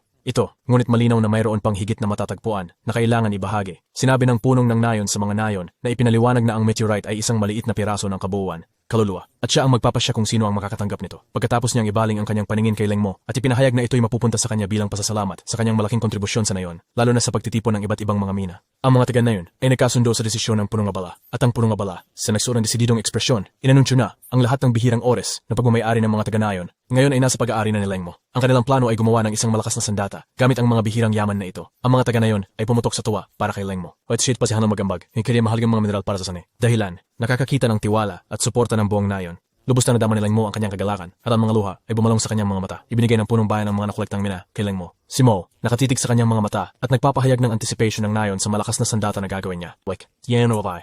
Wasim na falaken. Ngayon silang Mo ay mayaman na sa iba't ibang uri at mahahalagang mina na kanyang magagamit. Handa na upang simulan ang proseso ng paggawa ng malakas na armas. Natagpuan ni Ling Mo ang kanyang sarili sa tindahan ng Panday. Handa na upang simulan ang proseso ng paggawa ng espada. Meron siyang basket na puno ng temperaturang bato at habang nagsisimula siya, simulan na niya. Nagtapon siya ng kanyang dugo. Ang tempered na bato ay sumipsip ng kanyang dugo. Naragdagan ng temperatura na kinakailangan para matunaw ang natitirang mga mineral. Ang bato ay nagsimulang maglabas ng malaking halaga ng init na enerhiya, kumikinang nakahalin tulad ng araw. Sa pagkakakita sa hindi kapanipaniwalang eksena, lahat ng mga taga-nayon ay naiwan sa pagkamangha. Ngunit, naniniwala ang punong ng nayon na hindi pa rin sapat ang kasalukuyang temperatura. Kumalat ang dugo habang patuloy na nagtatrabaho si Ling Mo at matapos ang halos 5 minuto, siya, napagtanto niya na nagiging mapanganib na mawalan pa ng dugo. Nagsimulang maging hilo dahil sa pagkawala ng dugo. Sa pag-obserba sa kalagayan ni Ling Mo, lalong nag-alala ang punong bayan. Bilang tugon, gumawa ng mapanganib na desisyon si Ling Mo. Binuksan niya ang isa pang sugat upang palakihin ang daloy ng dugo. Ang aksyong ito ay nagpataas ng mga pangamba ng punong bayan para sa kagalingan ni Ling Mo. Bigla ang tumindi ang liwanag na inilalabas ng mga bato, kumikinang tulad ng sinag ng araw, at ang isang nakakalunod na init ay napuno sa hangin. Sa lugar, nakilala ang potensyal na panganib. Mungkahin ng punong bayan na lahat ay lumikas at maghintay sa labas. Bagaman, nag-aatubiling iwan si Ling Mo, sa huli ay pinagkatiwalaan nila ang kanyang pagkapasya at mga aksyon. Ang puno ng nayon ay nagpasya na ang kanilang presensya sa gawa ng bakal ay magiging sagabal lamang kay Ling Mo. Edmaang mamblance kanilang konsentrasyon. Sa isang pagkakasunduan, nagdesisyon silang maghintay sa labas.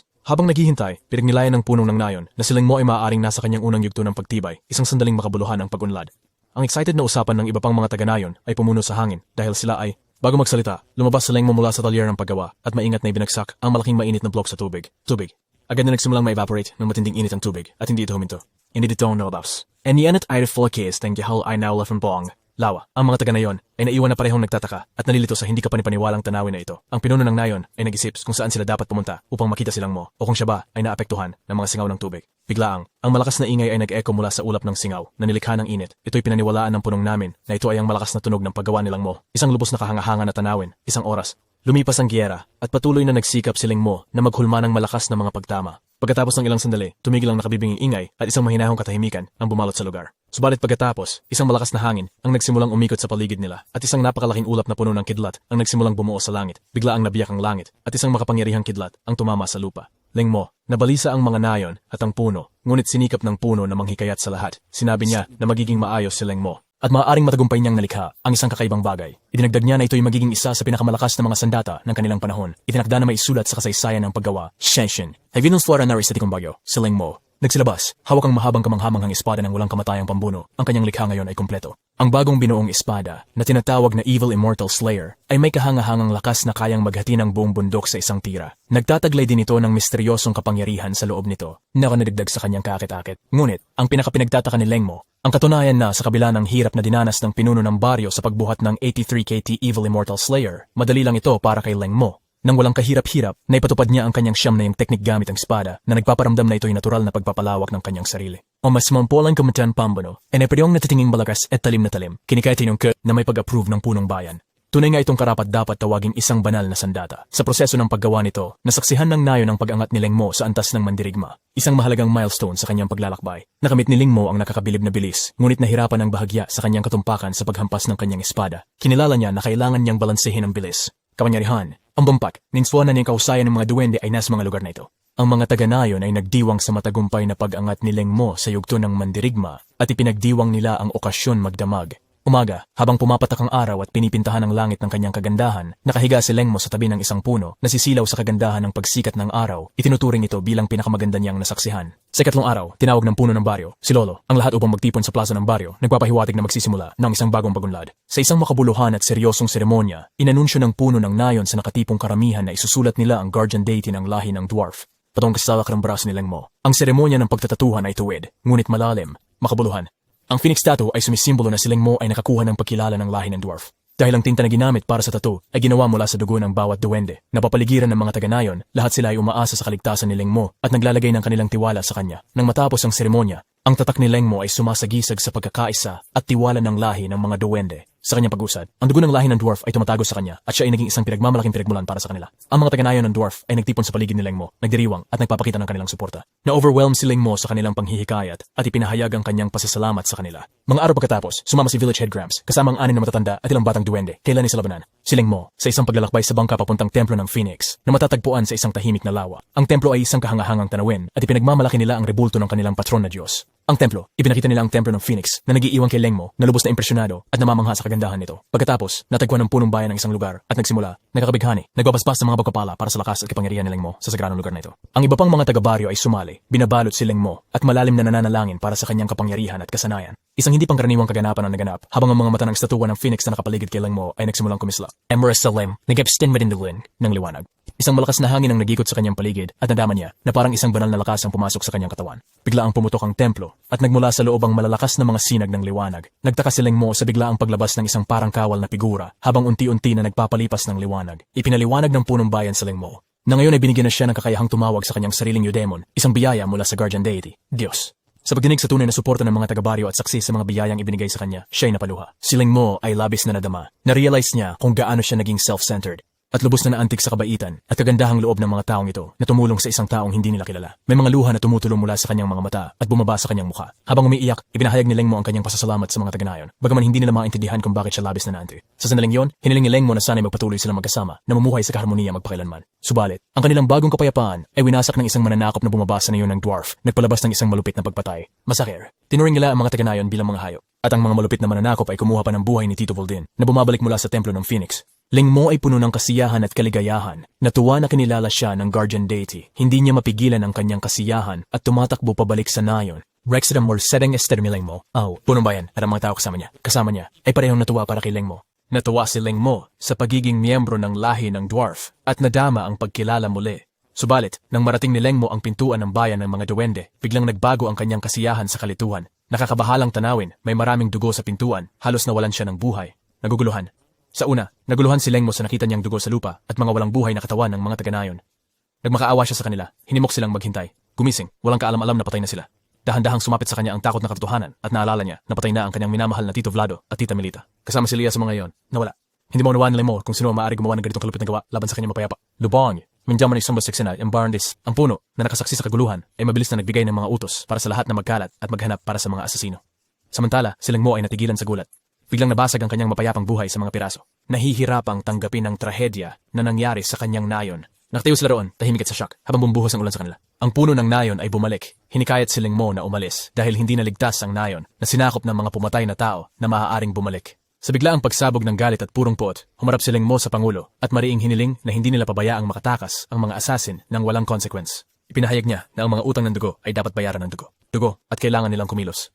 Ang punong duwende, nagpapanatili ng matatag na kilos bilang leader. Kinikilala ang kanyang pagnanais na maghiganti, subalit ipinaliwanag na hindi niya maaring isugal ang huling mga lahi ng mga duwende. Inihayag niya na, bilang punong ng nayon, hindi siya makakapayag na mawalan ng kontrol sa emosyon. Yumakap si Lengmo sa punong ng nayon, kinikilala ang malaking pasanin na dala ng punong.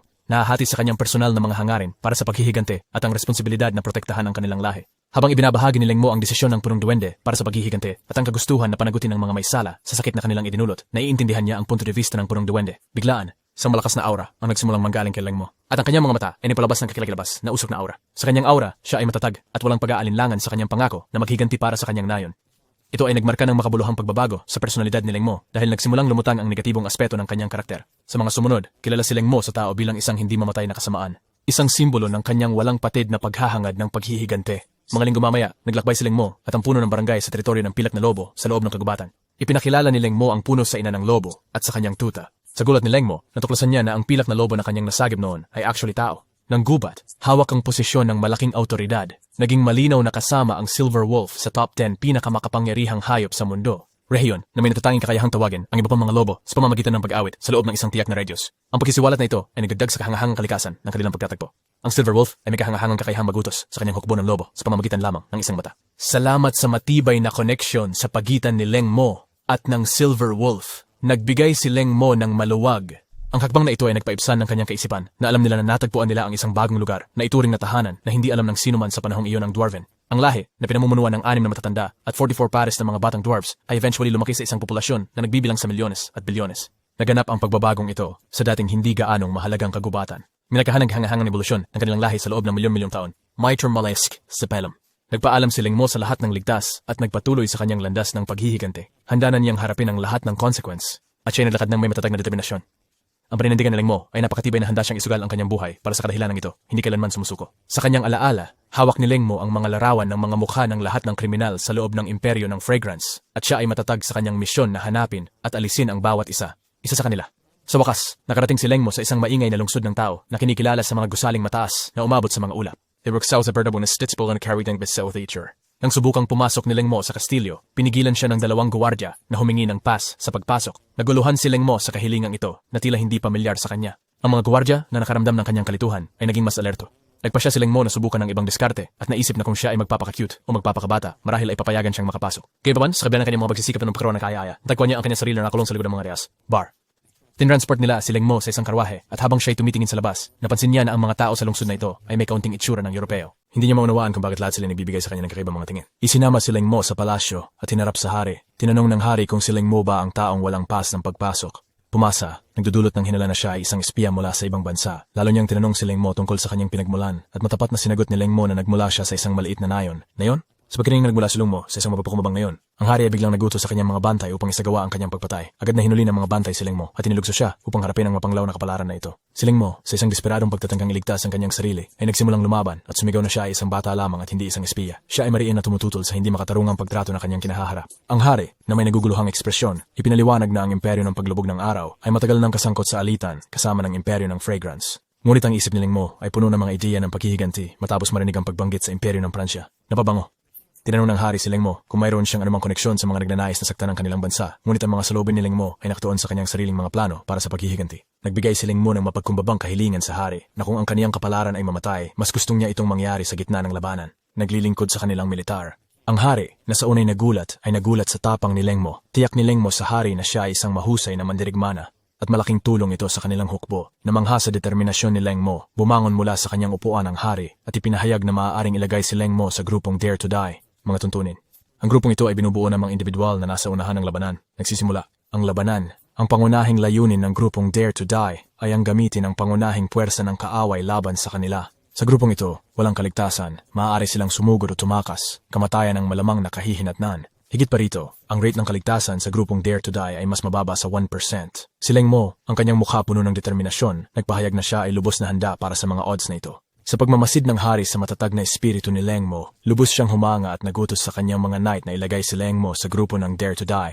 Habang sinusundan ng mga kawal si Leng Mo, hindi maiwasan ng hari na mapansin ang kakaibang tingin sa kanyang mga mata kumpara sa ibang mga miyembro. Hindi inaasahan ni Leng Mo na matatagpuan ang mga miyembro ng pabango ng ganung kabilis. At nararamdaman niya ang kahalagahan dahil alam niyang mas malapit na siya sa kanyang paghihiganti.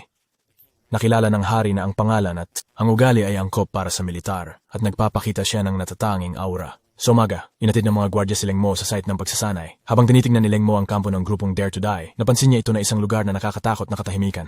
Nahuli niya ang malabong amoy ng mga kalye at napansin ang maraming iba pang mga trainees. Lahat ay lumilitaw na seryoso. Hindi maiwasan ni Leng Mo na mamoy ang pagkawalang pag-asa na nakabitin sa hangin at nakita niya ang sakit at kawalang pag-asa na nakikita sa mga mata ng mga nasa paligid niya. Bigla, dumating sa eksena ang isang seryosong mukhang lalaki at ang kanyang kilos ay tumutugma sa kaseryosohan ng sitwasyon. Agad na nadama ni Leng Mo ang nakakatakot na presensya ng lalaki habang lumalapit ito sa kanya. Sa kanyang paglapit, may hindi may pagkakailang banta sa kanyang paligid. Oras, mas ng Lax kung si Leng Mo ba ang bagong recruit? Naganin niyo ang kabagalan. Binirali niya sa rival sila mo as din yun para sa batash. Sa sandaling iyon, isang kakaibang katahimikan ang bumalot sa kanila habang nagtitigan. Biglang nagbago ang kilos ng lalaki at ngumiti siya sa isang masayahing paraan. Sa tono, ipinagilala niya ang sarili bilang si Lanchi at ipinaalam kay Leng Mo na siya ngayon ay nasa ilalim ng kanyang utos. Hinimok niya si Leng Mo na ma-enjoy ang kanyang oras habang maaari pa dahil ang susunod na laban ay paparating na. Sinisi, ipinaliwanag ni Lanchi na kaunti lang ang disiplina sa kanilang grupo. Ngunit binigyan siya ng kahalagahan ng agarang pagtugon sa tunog ng mga busina kapag kailangan nila ito. Kasama, naintindihan ni Ling Mo na ang hindi pagsunod sa mga utos ay magresulta sa mga kahihinatnan. At hindi niya maiwasan ang nararamdaman na kaguluhan matapos umalis si Lam Ki, malinaw na walang lugar para sa mga kamalian sa kapaligirang ito. Gumawa ng paraan si Ling Mo patungo sa tolda na magiging kanyang bagong tahanan sa loob ng kampo. Habang palapit siya sa sentro ng kampo, napansin niya ang matapang na amoy na nagiging mas malakas, para bang mayroong bagay na nagkakalapok sa loob.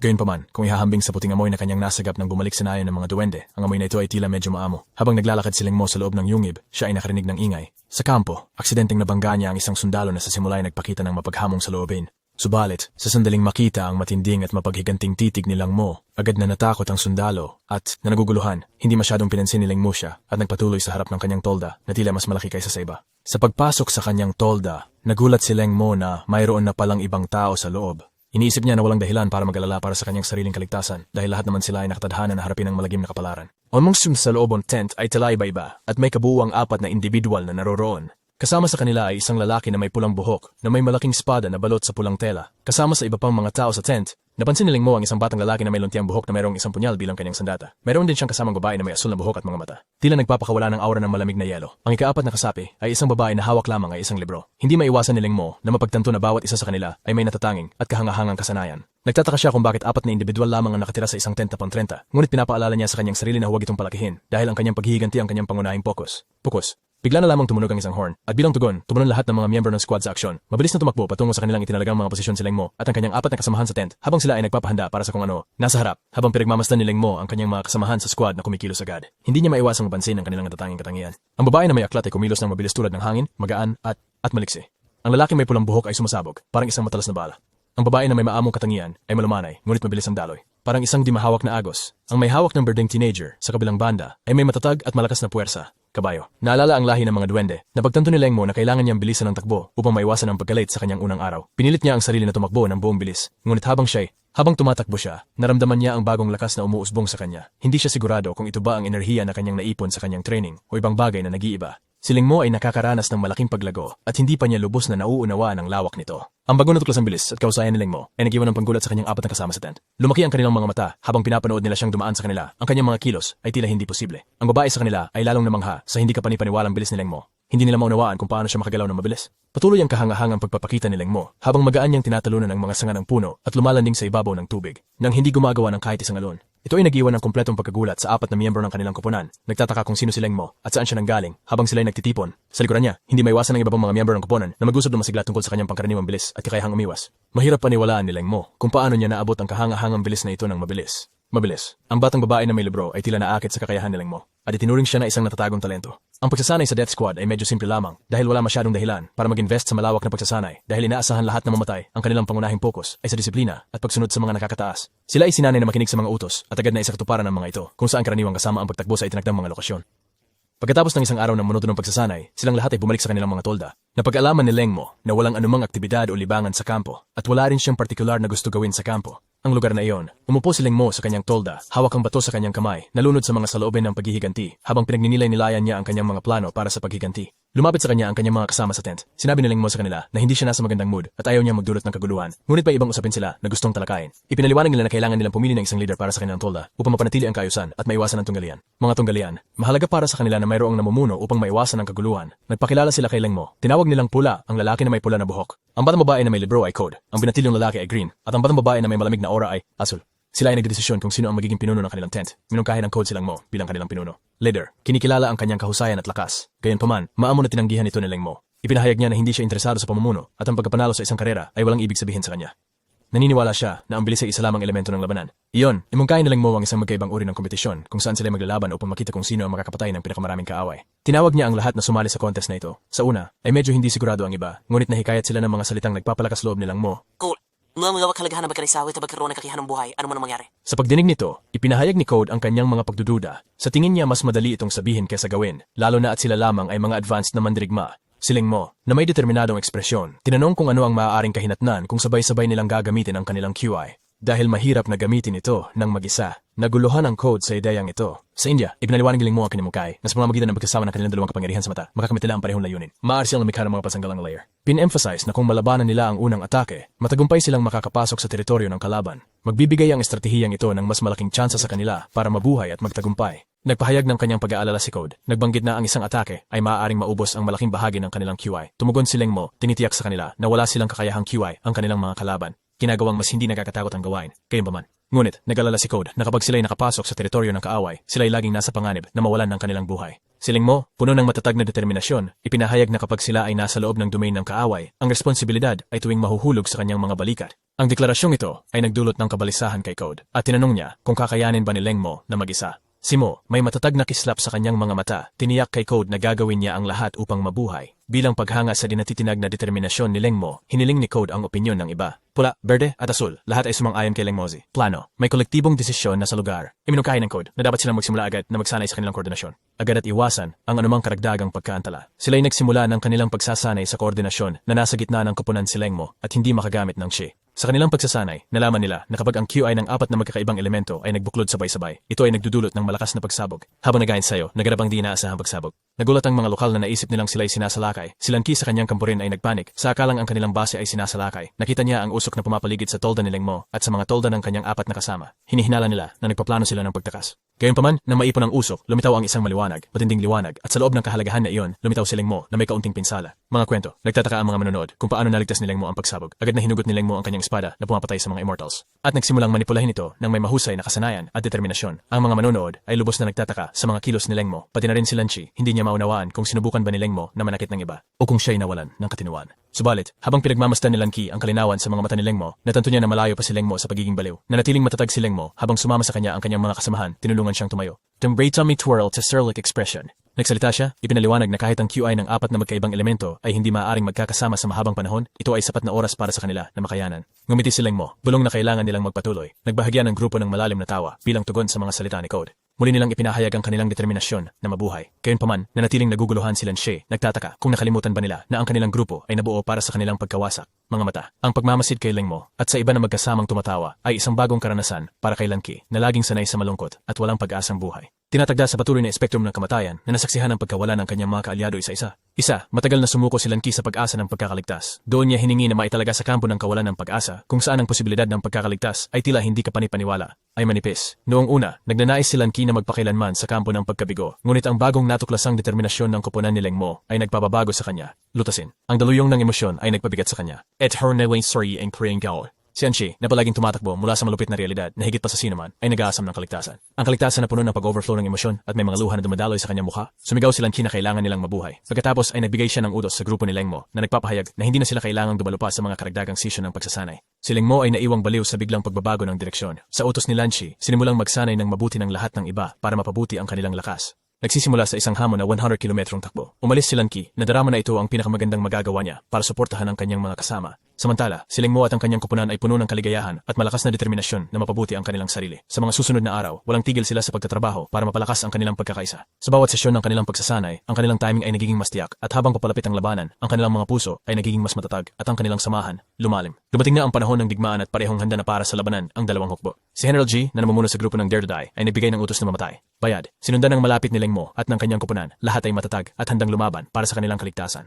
Sabik na naghihintay si Leng Mo sa sandaling ito na nagnanais ng tunay na karanasan sa larangan ng digmaan. At ngayon ay lubos na nalubog siya rito. Hindi tulad ng anuman ang atmosfera na kanyang nabasa tungkol sa mga manhuwas mula sa kanyang dating mundo. Gayunpaman, ang nakakabigat ng mga hiyawan ng milyon-milyon sa kabilang panig ay nagdadala ng tunay na presyon kay Leng Mo. Habang binubuo niya ang nalalapit na labanan, naramdaman niya ang malakas na aura ng mapaminsalang intensyon sa likod niya. Parang nakita niya itong darating. Sinabi ni Green at ang kanyang mga kasamahan kay Leng Mo na siya ay papasok sa isang estado ng kalituhan bago ang bawat labanan dahil ang pagpatay ay natural sa kanya. Ang mga mata ni Green ay nagliliyab na may hindi mapagkasundo ang pagnanais na pumatay at handa siya para sa laban. Napansin ni Red na mukhang kahali-hali na si Code. Hinihikayat niya siya, tiniyak na pinagkakatiwalaan niya siya. Ang pangamba ni Code ay nagmula sa pagbabago sa sitwasyon dahil parehong gumagamit na ng maikling busog ang magkabilang panig at malaki ang distansya sa kanila na higit pa sa epektibong saklaw ng mga ito. Ito ay nangangahulugan na malamang na palalampasin ng mga pananang kaaway ang grupong Dare to Die ni Leng Mo na nagpapahintulot sa kanila na lumapit ng mas madali sa mga linyang pangkaaway at makipagsanib puwersa sa kanilang katapat. Nag-isip sila ng plano upang bumuo ng pananggalang na tao upang protektahan si Leng Mo. Tinatawag siya si Colonel Marang. Kapag sila lumapit sa mga linya ng kaaway, sisimulan ni Leng Mo ang kanyang atake na nagpapadali para sa kanya na makatakas. Para sa kanya, inutusan ng Code ang Red na bantayan si G, Luntian, lalo na kapag siya ay pumasok sa kanyang digmaan ng kaligtasan. Determinado si Code na ang tamang oras ay magpapalakas ng kanilang tsansa na mabuhay sa mahalagang yugtong ito. Araw, nabigay si Blue ng emosyonal na talumpati tungkol sa kasama-sama harapin ng kamatayan at sinalin ni HTPS, Order Day, na binarangalan sa paggawa nito. Medyo nagulat si Leng Mo sa kakayahan ni Blue na bumuo ng ganitong talumpati sa gitna ng mga paghahanda sa labanan. Patuloy na binabasa ni Blue ang talumpati na may mga luha sa kanyang mga mata. Nagbabasa mula sa isang papel habang nag-aantay ng pasensya ang iba sa kanyang pagtatapos. Pagkatapos, hinikayat ni Leng Mo ang lahat, hikayatin silang magtipon ng kanilang mga espiritu at maghanda para sa signal na darating kasabay ng pagtunog ng trotot. Bigla, ang busina ay tumunog at ang adrenaline ng buong grupo ay umabot sa rurok nito. Ang koponan ni Leng Mo ay tumakbo patungo sa larangan ng labanan na may kamanghamanghang bilis. Iniwan, mga manonood kasama ang kaaway ay tumakas. Nagulantang. Hindi sigurado ang mga kaaway kung magsisimula bang magpapana ng mga araw o hindi dahil sila'y nagulat sa kapal ng mukha ng pagsalakay ni Leng Mo. Sa loob ng ilang segundo, ang grupo ni Leng Mo ay mabilis na lumipat na lampas sa saklaw ng pagbaril ng kaaway na nagudyok sa mga kalaban na simulan ng kanilang mga pana. Natutuwa si Leng Mo na makita na ang kanilang plano ay tunay na nagtatrabaho. Mabilis na nagbigay ng utos ang kalaban na komandante para sa mga mabibigat na nakabihis na sundalo na lumipat sa harap at magdepensa laban sa Dare to Die group ni Leng Mo. Samantala, patuloy na lumilipad ang mga pana sa ibabaw ng grupo ni Leng Mo, palampas sa kanila ng makitid habang sila ay naghahanda. Ngayon, ang pangkat ni Leng Mo ay mapanganib na malapit sa teritoryo ng kaaway na nagdudulot ng pagkabigla sa mga kalaban kung gaano sila kabilis lumapit. Si Leng Mo, na sumusugod sa kaaway, sumigaw ng simulan at lumukso sa gitna nila na nagpahayag na dapat iwanan ang natitira sa kanya. Sa pagkakakita sa desisyong aksyon ni Leng Mo, ang kanyang mga miyembro ng grupo ay napuno ng excitement. Alam na malapit nang magpalabas silang Mo ng malupit na hampas. Habang ang mga pana ay bumabagsak sa grupo ni Leng Mo, mabilis silang nagtaas ng kanilang mga kalasag na nagdulot ng pagsabog. Samantalahin ang momentum mula sa pagsabog na ito. Pagkatapos, hinugod ni Leng Mo ang kanyang espada at lumundag direkta sa puso ng mga linya ng kalaban. Espada na handang kumilos. Dumating silang Mo sa mundong ito na walang anuman, pakiramdam na lubos na nag-iisa. Subalit, itinuro sa kanya ng mga tao ng duwende ang lahat ng kanyang nalalaman at hindi niya matiis ang ideya ng mga ito na nagtitiis ng ganitong trahedya.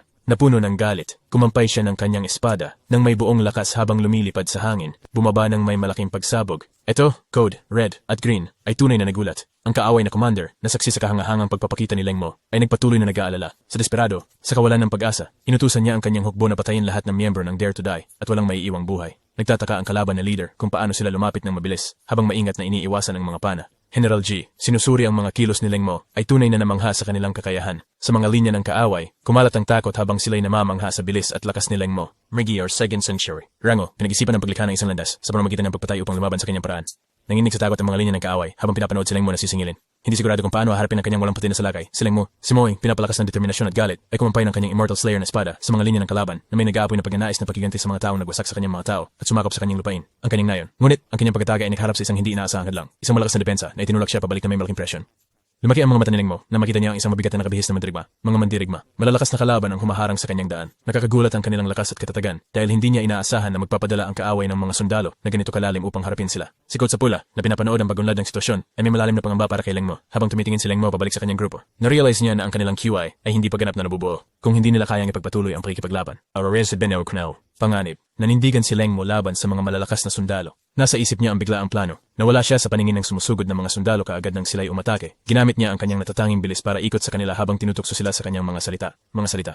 Ang mga sundalo ay naiwan na naguguluhan at nalilito sa di inaasahang taktika. Pinagsama-sama ni Leng Mo lahat ng kanyang QI sa kanyang mga paa, tinitiyak na kahit ang mga masulong na mandirigma ay hindi makakahabol. Sa kanya, patuloy niyang tinutukso at tinuudyok ang mga sundalo habang pinaikot-ikot sila at naglulunsad ng kanyang mga pag-atake mula sa iba't ibang anggulo, iniwasan ang tuwing-tuwing konfrontasyon. Ginamit ni Leng Mo ang mga teknika ng anggulo upang madaling iwasan ang pag-strike ng sundalo ng grade 8. Tuntuig sa sumatuing may skitsong siyang naman ito. Kanya, ang kanilang pananaw ay nahaharangan ng kanilang sariling kasamahan. Samantala, ang grupo ni Leng Mo ay patuloy na nagpatumba sa mga kagalit na handang mamatay habang ang mga sundalo ng grade 8 ay nahihirapan sa sobrang pagod sa kanilang isipan. Pagkatapos, sa isang sandaling pagkakamali, isa sa mga sundalo ang nagkamali na nagbigay daan para kay Leng Mo na umatake. Pinagsamantalahan ang pagkakataon, mabilis at desisyon na binagsak ni Leng Mo ang sundalo na iwan ang kanyang mga kasama sa pangkat, saksi sa kahangahangang mga kasanayan ni Leng Mo. Hindi pa ginagamit ni Leng Mo ang kanyang buong lakas, ngunit ang mga kaaway ay bumagsak na sa harap niya. Subalit may hindi pang karaniwang nangyari. Nagsimula si Leng Mo na magbigay ng makinang na liwanag habang siya ay sumisipsip sa esensya ng nasawi na sundalo, ang kanyang espada. Ang Immortal Slayer ay nagsimulang maglabas ng isang kahangahangang, radiant na ilaw. Ganap na sinusubukang maabsorb ang esensya ng kaaway.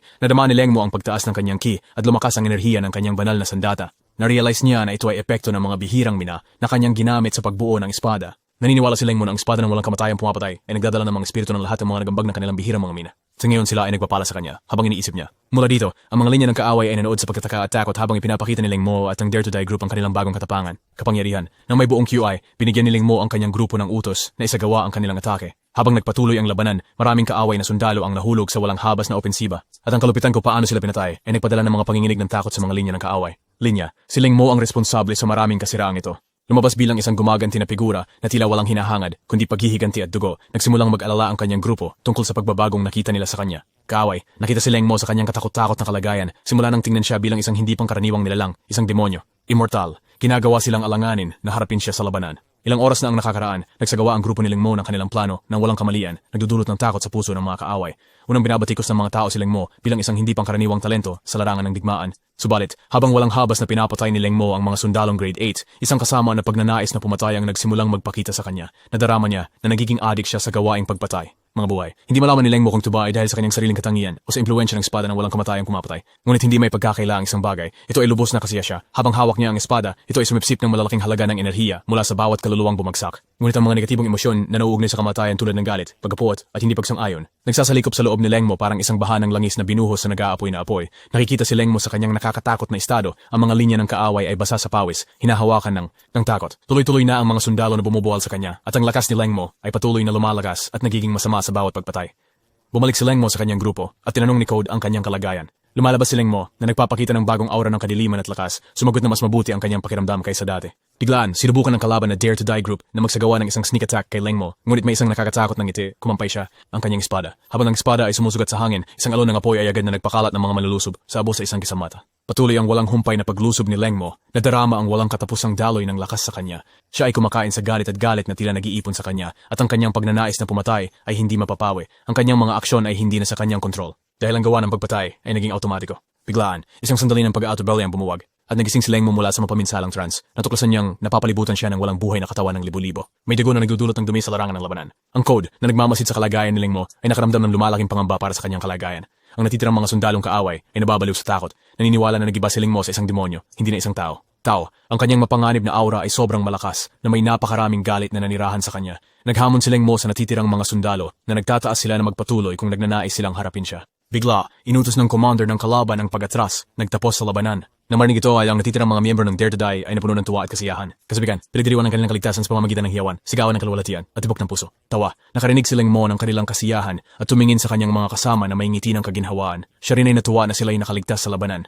Nakita ni General Zetian ang hindi pangkaraniwang kakayahan sa pakikipaglaban ni Ling Mo. Hindi may iwasan na isipin na ito ay isang malaking kawalan na panatilihin siya sa Dare to Die group ngayon. Nagpahayag si General Zetianhao na malakas na hangarin na makipagkita kay Ling Mo pagkatapos ng kanilang unang pagtatagpo. Nais niyang ilipat si Ling Mo mula sa grupo ng mga taong handang mamatay para maglingkod sa ilalim ng kanyang utos. Sa simula, handang pumunta si Ling Mo. Ngunit siya ay naguluhan dahil ang kanyang mga kasamahan ay nanatili sa grupo ng mga taong handang mamatay. Sila ay nagkasala ng malalang pagkakamali at pinagbawalang lumabas ng kampo ng Tornil taon. Matapos pag-isipan ng kapalaran ng kanyang mga kasamahan, nagpasya si Ling Mo na manatili sa kanila sa kampo. Sa kampo, gumawa ng ilang mga pagtatangka si General G na kumbinsihin si Ling Mo na baguhin ang kanyang isip, ngunit nanatiling matatag si Ling Mo sa kanyang desisyon. Bagamat nadismaya, iginagalang ni General G ang dinagbabagong pangako ni Ling Mo sa kanyang kupunan. Mga kasamahan sa kupunan.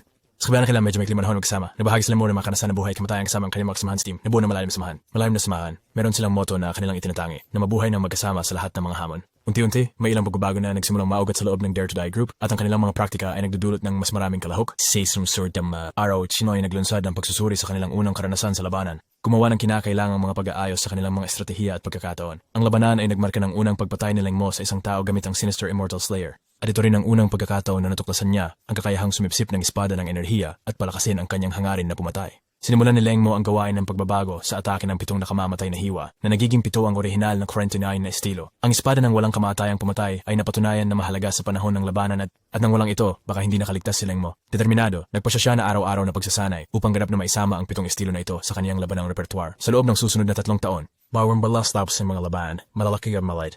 Si Oristoy na inharap sa ramos ng buhay at kamatayan, siya ring ipagtanggol ang kanilang lungsod o ilikas ito. Nagtagumpay sila. Matapos sumailalim sa libu-libong labanan, lumakas sila ng malaki. Ang pula, dilaw, asul at berde ay naging mga mandirigma na ng espada. Habang si Ling Mo, na tinulungan ng kanyang natatanging tabak, ay umabot sa antas ng isang dakilang mandirigma ng espada. Mandirigma. Nabukod sa kanilang kahangahangang pagunlad sa pakikipaglaban, binigyan ng mga tao ng Fragrance Empire ng bagong palayaw, si Ling Mo, ang demonyos, immortal. Mabilis ang paglipas ng 3 taon at nasa mahusay na pisikal at espiritual na kondisyon si Ling Mo. Sensyad and Maling pumasok si Code sa kanilang tolda na may dalang magandang balita. Si Ling Mo ay tinawag upang lumitaw sa harap ng General Huiken sa Kastilyo. Ipinabatid ni General G kay Ling Mo na dahil sa natatanging pagganap ng 5 sa kanila sa larangan ng digmaan, naging matatag na ang sitwasyon. Baraw Simberming hiling sa Emperador. Sa wakas ay naaprubahan niya ang kanilang pagpapalaya. Nang marinig ang balitang ito, lahat ng mga miyembro ay labis na nasayahan at nadama ang emosyon. Hindi napigilan ni Langsi ang kanyang kaligayahan at ang mga luha ay bumulong sa kanyang mga mata habang nasaksihan niya ang magandang balita.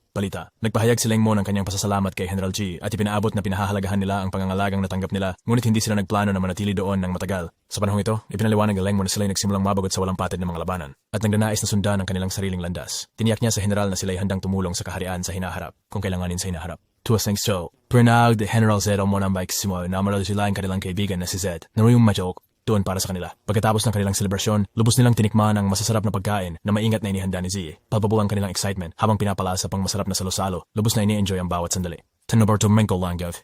Daramdaman ang epekto ng alak, enestes, sa mashralok sa malay mumado. Tulog. Sa katahimikan ng gabi, gumawa si Lengmo ng matapat na desisyon. Natapos siya sa damdamin, mga luha tumutulo mula sa kanyang mga mata. Napagtanto niya na hindi niya gustong isama ang kanyang mga kaibigan sa paghihiganti na kailangan niyang gawin para sa kanyang mga tao. Tahimik at may bigat sa kanyang puso, nagdesisyon siyang maghiwalay muna sa kanila. Pinahahalagahan ni Lengmo ang malalim na samahan na nabuo nila ng kanyang mga kaibigan, pero naniniwala siya na oras na para hanapin nila ang kanilang sariling kaligayahan. Kung itinagda ng tadhana, maaaring magtagpo silang muli sa hinaharap. Umalis si Lengmo mula sa kastilyo at naglakad sa mga lansangan ng lungsod. Ngunit ang karanasan ng pagtatangi ng isang payapang at ordinaryong buhay ay nakakapagtaka sa kanya kahit na iniwan niya ang grupo na handang mamatay. Hindi niya lubos na mapigilan ang patuloy na presensya ng kanyang intensyon na pumatay. Habang patuloy si Lengmo sa kanyang daan, may tumawag sa kanya mula sa likuran. Tinatawag siya sa kanyang palayaw. Nilapitan si Lengmo ng isang babaeng may asul na buhok na tila interesado kung bakit ang isang tanyag na tao tulad niya ay nasa labas ng mga kampo militar. Tinitingnan ni Lengmo ang batang babae na may kaunting pagdududa at tinanong tungkol sa kanyang mga intensyon. Ang babaeng, nakakaramdam ng galit sa mga mata ni Lengmo, tiniyak sa kanya na wala siyang ibig sabihin na masama at nagpayo sa kanya na kontrolin ang kanyang nakakatakot, mapaminsalang aura. Ibinaliwanag niya na hindi siya isang kalaban.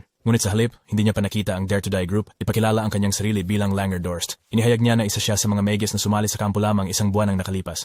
Nang marinig ang kanyang pangalan, may nag-click sa isip ni Lengmo. Naalala niya ang isang grupo na may natatanging malakas na commander na pinangalan ng Langer Doc. At na-realize niya na ang mga labanan ngayong buwan ay naging mas madali dahil sa kanyang pamumuno. Hindi maunawaan ni Lengmo kung bakit hinahanap siya ng isang kilalang Meg tulad ni Langer Dorst. Habang tila lumalakas ang kanyang balak na pumatay, naging kaunti ang kaguluhang nararamdaman ni Langer Dorst at ipinakiusap niya na manatili siyang kalmado. Na mungkahin na anyayahan ni Lengmo siya para sa isang inumin bago ang kanyang pagalis. Hinaharap, nagpahiwatig si Langer Dorst sa posibilidad na makakuha ng mahalagang bagay. Bagaman nagdadalawang isip silang Mao tungkol sa sitwasyon, sumang-ayon siya na ipagpatuloy ito kasama niya. Ang patuloy na matinding titig ni Langer Dorst ay nagdulot ng patuloy na kawalan ng kaginhawaan kay Lengmo. Sa bar, sila'y umorder ng pagkain at inaya ni Langer Dorst si Lengmo na sumama sa kanya para sa isang inumin. Nakalilito ang intensyon ni Langer Dorst. Nagtanong siya tungkol sa kung ano ang gusto niya mula sa kanya. May determinadong ekspresyon, gumawa si Langer Dorst ng isang nakakagulat na kahilingan. Hiniling niya kay Lengmo na maging kanyang disipulo sa sining ng Mahika.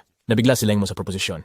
Ipinahayag niya na hindi niya maaring isang tabi ang 2 o 3 taon na kinakailangan para sa magic training dahil may iba pa siyang mas pressing na bagay na dapat asikasuhin. Tugon, tiniyak ni Langer Dorst si Lang Mao na may kakayahang siya na magpasiklab at mabilis na maunawaan ang mga mahiwagang konsepto. Naging usisa tungkol sa kung ano pa ang mas gusto ni Lengmo kaysa sa maging kanyang alagad. Itinanong ni Langer Dorst ang tanong sa kanya. Malinaw ang sagot ni Lengmo. Nais niya ang isang landas ng paghihiganti na binasa sa dugo. Sa isang buntong hininga, kinilala ni Langer Dorst na kaunti lamang ang kanyang magagawa hinggil doon. Upang malutas ang problema, minungkahin niya ang isang pustahan. Kung mananalo si Lengmo, malaya siyang gumanti sa kanyang napiling paraan. Ngunit kung siya'y matalo, kapag nawala siya, kailangan niyang sundin ang kanyang pamamaraan para sa paghihiganti. Tinanggap ni Lang Mao ang pusta at humingi siya ng mga detalye. Ipinaliwanag ni Langer Dorst na simple lang ang mga patakaran. Halimbawa, kailangan lamang ni Lengmo na atakihin siya habang siya nakaupo sa harap niya. Sa simula, pinaniwalaan ni Lengmo na ito'y magiging isang simpleng gawain. Ngunit, mayroong malakas na mahikang depensa si Langer Dorst na hindi pa niya nasasagupa dati. Dati na. Inudyok ni Langer Dorst si Langmo, hinihimok siyang sumugod. Inihanda ni Langmo ang kanyang atake. Tumakbo si Langmo patungo kay Langer Dorst ng buong lakas. Habang siya nang-attacked, 2 mga portal ang biglang nagbukas. Pagbabago ng kanyang salakay pabalik sa kanyang sarili. 2 oras mamaya, muli siyang nagising at natagpuan si Langer Dorst na nakaupo sa kanyang tabi. Unti-unti siyang nagbalik loob. Ang chinyerol si Chuser munit srilang bidawar tao. Naghirap. Ang salamangka ni Langerdorf ay nagbalik ng kanyang suntok pabalik sa kanya na nagresulta dito. Ang pinsala na si Lengmo ay gising na. Sa pagitan, si Langerdorf ay napatuloy sa pagsasalita tungkol sa mga tuntunin ng kanilang pusta. Dahil talo si Langmo, ipinaliwanag niya na kailangan niyang gumanti sa paraang iminungkahi niya. Hiningi ni Langerdorf ang espada ni Langmo. Ibinigay ni Langmo ang kanyang espada sa kanya. Siya, at sumusingin ng kahangahangang bigat nito at nadama ang isang malakas na kapangyarihan mula dito. Sinimulan ni Langer Dorst ang pag-channel ng kanyang enerhiya sa talim, umaasang maisasalin nito ang kanyang sariling kapangyarihan. Subalit, habang ginagawa niya ito, siya'y nagulat sa sensasyon ng isang buong universo na nakapaloob sa mga iyon. Ang sandata, halata ang kanyang pagkagulat na maranasan niya ang hindi inaasahang pahayag. Tinuro ni Langer Dorst si Langmo at tinanong kung mayroon siyang katawan na may 2 elemento. Naguluhan dito, sinabi niya. Sa terminong ito, hinanap ni Lengmo ang klarifikasyon. Ipinaliwanag ni Langer Dorst na ang doble elementong katawan ay may 2 magkaibang elemento sa loob ng katawan ng isang tao na talaga namang kawili-wili. Medyo bihira. Tandaan niya na nagpakita si Lengmo ng isang elemento ng apoy sa battlefield. At ngayon, ang bitabi, tila meron din siyang elemento ng dimensyon. Ang isang napakabihirang kombinasyon. Excited si Langer Dorst na maging alagad si Lengmo, kaya nangako siyang makakuha ng isang rekomendasyon mula sa isang paralan para sa kanya. Hiniling niya na maghintay siya habang inihahanda niya ang mga kinakailangang dokumento. Mayroong agam-agam si Lengmo, ngunit tiniyak sa kanya ni Langer Dorst na ang paralang irerekomenda niya ay kabilang sa pinakamahusay sa kontinente. Lupay, tinalawan ng ang paralang ito, kilala bilang mga tagapaghusga, ay makabuluhang makikinabang sa kanyang martial arts at magic abilities. Mga bansa. Ibinaliwanag ni Langer Dorst na ang misyon ng tagahatol ay mahuli ang mga pinakamapanganib na kriminal mula sa iba't ibang bansa upang makalap ang mahalagang impormasyon. Bansa, nagsimulang makita ni Lengmo ng paghahanga ng paghihiganti bilang isang tagahatol ay magiging isang moral na pagpili, isang mas may babatupad na landas. Pagkatapos, naglabas ng pasabog si Langer Dorst. Inihayag niya na ang 4 na kasama sa kampo ni Lengmo at 2 pang pumatay ay nahuli na ng mga tagahatol. Ang revelasyong ito ay nag-iwan kay Leng Mo ng lubos na pagkabigla. Si Leng Mo ay nagkaroon ng isang napakasamang pangarap tungkol sa kanyang nayon na inatake ng mga brutal na assassin. Nakita niya ang mga kakilakilabot na bagay na ginawa nila sa kanyang nayon. Gumising siya na may luha sa kanyang mga mata, tunay na nagugulantang ng pangarap. Nakaupo si Langer Dorst, isang kaibigan, sa tabi niya at ipinaliwanag ang nangyari noong gabi bago. Lang Mo ay sobrang lasing, kaya dinala siya niya sa kanyang lugar. Sinabi ni Langor Doris na nagsuka siya sa kanyang sarili, kaya kailangan niyang tanggalin ang kanyang mga damit para makatulog siya ng komportable. Meron pa siyang mga pajama na handa para sa kanya na maaari niyang isuot sa loob ng kanyang bahay. Sumasakit ang ulo ni Leng Mo. At hindi siya makapaniwala na lasing siya sa ilang baso ng alak noong sa kampo. Umiinom siya ng prutas na tsa dahil siya ay pangunahing miyembro ng grupong Dare to Die at walang makapagsasapilit sa kanya na uminom ng iba. Binigyan ni Langer Dorst ng tsa si Lang Mo upang makatulong sa kanya na magpakalma at nabanggit na pumayag siya sa mga plano na pinag-usapan niya sa kanya Gabi, kinumpirma ni Leng Mo na tinanggap niya ang kanyang mga kasunduan kabilang ang pag-enroll sa Jonkai Academy. Naniniwala si Leng Mo na ang paaralang ito ang tamang lugar upang simulan ang kanyang pag-aaral at alamin ang kinaroroonan ng kanyang mga kaaway. Kaya sa wakas ay makakuha siya ng matamis na paghihiganti. Sa loob ng susunod na 3 taon sa kampo, pinapanood niya ang pagre-record sa kwintas araw-araw. Gayunpaman, ito lamang ang lalong nagpalakas sa kanyang lumalagong gali. Hindi maiwasang maramdaman ni Leng Mo ang pagka-overwhelm sa lakas at pisikal na kakayahan ng kanyang mga kaaway. Naramdaman niya na lubos siyang walang kapangyarihan laban sa kanila.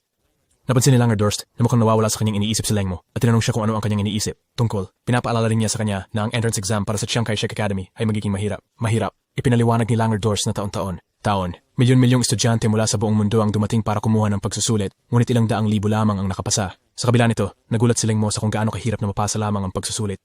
Hindi niya maiwasang mag-isip tungkol sa kasidhian ng pagsasanay na naghihintay sa kanya. Sa huli, inihayag ni Langer Dorst na ang porsyento ng pagpasa para sa pagsusulit ng pasukan ng akademya ay mababa hanggang 1 sa 10,000. Ibig sabihin na hindi pa umabot ng 100 tao ang nakapasa dito. Upang pumasok, nakarinig ng sobrang baba ng passing rate. Tunay na nagulat si Leng Mo, gayunpaman. Subalit, naniniwala si Langer Dorst pati sa kanyang mga obserbasyon kay Lang Mo nung digmaan. Hindi siya ang tanong isa, digmaan. Siya ay higit pa sa karapat-dapat para sa akademyang Shanghai. Pinatibay ng kanyang pananampalataya sa kanya. Nagpasya si Leng Mo na maging isang disipulo ng kanyang mahiwagang tagapag-supervise. Sinimulan ni Leng Mo ang pag-aaral ng mga pangunahing kaalaman sa mahika. At dahil sa kanyang likas na talento, naunawaan niya ang kaalaman sa loob lamang ng isang araw. Ang mabilis na progreso ay tila nagbigay sa kanyang magical supervisor ng pakiramdam ng pagiging inferior. Para maiwasan ang karagdagang pagkagulat sa kanya, pinili ni Lang Mo na hindi sabihin kay Langer Dorst ang kanyang mga eksperimento sa magical element arrangements. Naniniwala siya na sa pamamagitan ng pagpapatatag sa orihinal na kalat-kalat ng mga elemento, maaari niyang mapalakas ang kanyang enerhiya ng mahika. Sa kabila ng pangungulit ng guro Langer Dorst na panatilihin siya, gumawa si Leng Mo ng desisyon na umalis. Bago ang kanyang pag-alis, bigla ang binigyan siya ni Langer Dorst ng isang libro tungkol sa magic ng dimensions. Ipinakita niya ang malakas na hangarin na turuan siya. Hindi naman sa ayaw matuto ni Leng Mo, naramdaman lang niya na kailangan niyang magkalap ng kaunting impormasyon mula sa Fragrant Wind Empire bago magsimula ang kanyang mga klase sa Jonkai Academy. Alam ni Leng Mo na itinuturing siyang demonyo sa paningin ng hukbo ng Fragrant Wind Empire, kaya, pagaman, alam niya na mahalaga na magpanggap siya habang siya ay nasa kanilang teritoryo. Biglaang, 2 individual ang dumaan na parang hangin kay Leng Mo. Nagubulong tungkol sa kahilingan na magulat ang isang bagay na kagyat sa kanilang kapitan. Tinukoy nila ang balita tungkol sa mapa ng dwarf at ang potensyal na kayamanan kung ito ay isang tama. Nag-usap din ang mga lalaki tungkol sa kung paano nakakuha ng impormasyong ito ang mga mersenaryo mula sa Luori Empire at Fragrant Wind Empire. Nang marinig ni Leng Mo silang nag-uusap tungkol sa lahi ng duwende, hindi niya mapigilan ang sarili at sumigaw na pinahinto ang mga bata sa kanilang mga bakas. Tinanong niya sila tungkol sa sitwasyon at kung ano ang nangyayari at binalaan niya sila na kung hindi sila mag-ingat, tahimik, gagawa siya ng radikal na aksyon. Sa pagkakitang may galit sa mga mata ni Leng Mo, natakot ang 2 bata. Agad nilang ibinahagi na ang prinsipe ng imperyong Fragrant Wind ay, matapos uminom, inangkin na natuklasan niya ang isang piraso ng Dwarven Craftology na ngayon ay halos imposible ng buksan. Idinagdag nila na bilang resulta, nagpasya ang ika-4 na prinsipe na bumalik sa kaharian ng mga dwarf. Ngayon, sa kanilang kwento, binanggit nila na kumalat ang balita ng parang wildfire at ang mga mersenaryo mula sa buong imperyong Fragrant Wind ay pinatay. Naglalakbay kami upang hanapin ang lahi ng mga duwende kung may makakapagturo sana ng lokasyon ng armas ng mga duwende. Sila ay magiging napakayaman. Nang marinig ito, si Leng Mo ay agad na nag-aksyon. Walang oras. Siya ay tumakbo at nagpadali patungo sa nayon ng Dwarven na may malaking pangangailangan. Habang nagmamadali si Leng Mo patungo sa nayon ng Dwarven, hindi siya makatulong kundi maglala tungkol sa kaligtasan ng mga tao na natili roon. Samantala, sa palasyo ng imperyong Fragrant Wind, naroon ang parehong leader ng mga assassin na pumatay sa mga dwarves. Dugo pa rin ang kanyang espada. Siya ay walang iba kundi ang ika-4 na prinsipe ng imperyo. Tinanong niya ang kanyang mga tao kung nais pa nilang matugunan ang parehong kapalaran ng mga duwende. Ang mga taong namatay dahil ayaw nilang ibunyag ang kanilang mga lihim. Sadyang isinisiwalat ng ika-4 na prinsipe ang kanyang plano para makahikayat ng sapat na tao na tumulong sa kanya na puksain ang mga duwende at sino mang may alam sa kanilang mga sekreto. Patuloy na nag-aalala ang kanyang sariling mga tagasunod matapos malaman ang kanyang masama plano sa isang bahagi ng gubat malapit sa nayon ng mga duwende. Ngayon, 2 mga mersenaryo ang naghahanap para sa nayon ng tungkol sa kalahati ng buwan. Ang isa sa kanila ay naging frustrado na naniniwala na ang balita na narinig nila ay maaaring peke. Dahil hindi sila makahanap ng anumang bakas ng nayon habang sila ay nagtatalo, biglang may sumulpot na maliwanag na ilaw sa kanilang harapan. Mayroong isang figura na hawak ang malaking tabak na may mga mata na kumikinang ng maliwanag. Pinagbawalan sila ng figura na dumaan sa lugar na yon at dapat na umalis agad sa gubat. Isang tao, isang mga sundalo na upa, ay inakala na sila ay isang mahinang tao at hindi sineseryoso ang babala. Ang nakatayong tao sa harap ng mga sundalo na upa ay walang iba kundi si Leng Mo. At at muling binigyang diin ang kanyang babala na nagsasabing kung hindi sila susunod, haharapin nila ang malubhang kahihinatnan. Gayunpaman, lightly ang mga mersenaryo at nagsimulang sumalawas sa isang kisam mata. Madali ang tinalo ni Leng Mo ang mga ito at agad na napagtanto ng mga sundalong bayaran ng kanilang pagkakamali sa pagmamaliit sa kanya. Sa nakaraang kalahating buwan, ang kasanayan ni Leng Mo ay malaki ang inunlad. Si Leng Mo ay patuloy na humaharang sa lahat ng mga bayaran sa gubat na naghahanap sa mga duwende. Nakapagpahinto na siya ng mga 100 sa kanila ngayon. Ngunit ang bilang ng mga sinasahuran na mandirigma na naghanap sa nayon ng mga duwende ay tila lumalaki. Sa kasalukuyan, ang mga sinasahurang ito ay biglang lumitaw sa paligid ng nayon ng mga duwende. Si Leng Mo ay lubos na nag-aalala sa posibilidad ng isang trahedya na maaaring muling mangyari sa nayon ng mga dwarven. Bumisita siya sa puno ng nayon kalahating buwan ang nakakalipas. May tao na ang Tsakran, ang maraming pagbabagang nangyari sa ngayon mula na umalis siya na totoo na ang Tsakran. Noong mga panahon yun, bago siya umalis, kontrol pa rin ng gobyerno nayon. Bago umalis, pinamunuan ni Leng Mo ang lahat ng mga duwende patungo sa isang kuweba kung saan sila ay nagtatayo ng maraming istruktura. Nagkaroon ng mahabang pag-uusap si Leng Mo at ang puno na tumagal sa buong gabi. Ibinahagi ni Leng Mo ang kanyang mga karanasan sa nakalipas na 3 taon, mga taon, at ipinaliwanag kung bakit siya bumalik at ano ang balak niyang gawin ngayon. Hinimok ni Leng Mo ang puno na manatiling nakatago sa loob ng kuweba para sa kaligtasan at pumayag sa plano na ito ang puno. Sa mga araw na ito, ginagamit ni Leng Mo ang kanyang kahusayan sa pagpapaliwanag upang kumbinsihin ang mga sundalo na umalis sa gubat. Matagumpay niyang napalayas ang mga sundalong handang makinig at sundin ang kanyang patnubay. Gayunpaman, may ilang individual na tumangging sundin ang kanyang mga babala na nag-iwan kay Leng Mo nang walang ibang pagpipilian kundi ang malupit na pakitunguhan sila. Sa gabi, madalas matagpuan si Leng Mo na nakahiga sa ilalim ng magandang langit sa tabi ng apoy ng kampo. Nag-iisip kung maaari ba siyang magpakasaya sa tahimik na kapaligiran na ito magpakailanman. Tinitigan ng dakilang kalangitan sa gabi sa isa sa mga payapang sandaling iyon. Siya bigla na lang nakarinig ng mag-isa at magulong mga yapak. Habang itinutuon niya ang kanyang paningin sa pinagmulan ng tunog, nakita niya ang isang manipis na puting katauhan na hindi kahalintulad ng karaniwang mersenaryo. Like your Mr. Second, si Leng Mo agad na yumakap, puno ng excitement at kaginhawaan na natagpuan niya ang isang tao. Gayunpaman, sinipa siya ni Leng Mo. Tinatanong kung bakit ang lalaki ay kumakapit sa kanya ng ganon. Pareho silang nagpahinga sa tabi ng apoy at sinimulang isalaysay ng lalaki ang kanyang sitwasyon. Siya ay nahiwalay sa kanyang grupo, kasapi ng grupo at natatakot na maging biktima ng ilang halimaw na nilalang. Nang makita niya ang apoy ng kampo ni Leng Mo, natagpuan niya ang isang kislap ng pag-asa para sa kaligtasan. Si Leng Mo ay naging usisero at tinanong kung bakit sumusunod ang lalaki sa mga sundalo na upa sa isang mapanganib na lugar, lalo na dahil mukha siyang kasing mahina ng isang grown man. Babaeng, nang marinig ang emosyonal na tugon ng batang lalaki, inilahad niya na palaging itinuturing siyang walang silbi ng mga tao at sinabi sa kanya mula pagkabata na mukha siyang babae. Ipinahayag niya rin ang kanyang hangarin na maging mas mahusay, lalaki, lalo na upang tulungan ang kanyang ama, ngunit nadama niya na siya ay masyadong mahina at walang anumang kapansin-pansing mga kasanayan upang maging mas malakas. Nag-hire siya ng kupunan ng mga bayaran upang maglakbay sa kagubatan at simulan ang kanyang sariling pagkapabuti, ngunit sa huli ay nagkahiwalay sila. Si Leng Mo, sa pagdinig ng kwento ng bata, ay walang paligoy-ligoy na binansagan siya bilang isang imprudenteng manggugulo. Pinayagan ni Leng Mo si Sitila na matulog malapit sa apoy ng kampo noong gabing iyon at tinanong tungkol sa kanyang pangalan kung saan siya ay sumagot, Sidola. Bigla silang nakarinig ng ingay mula sa kagubatan na nagulat kay Sidola.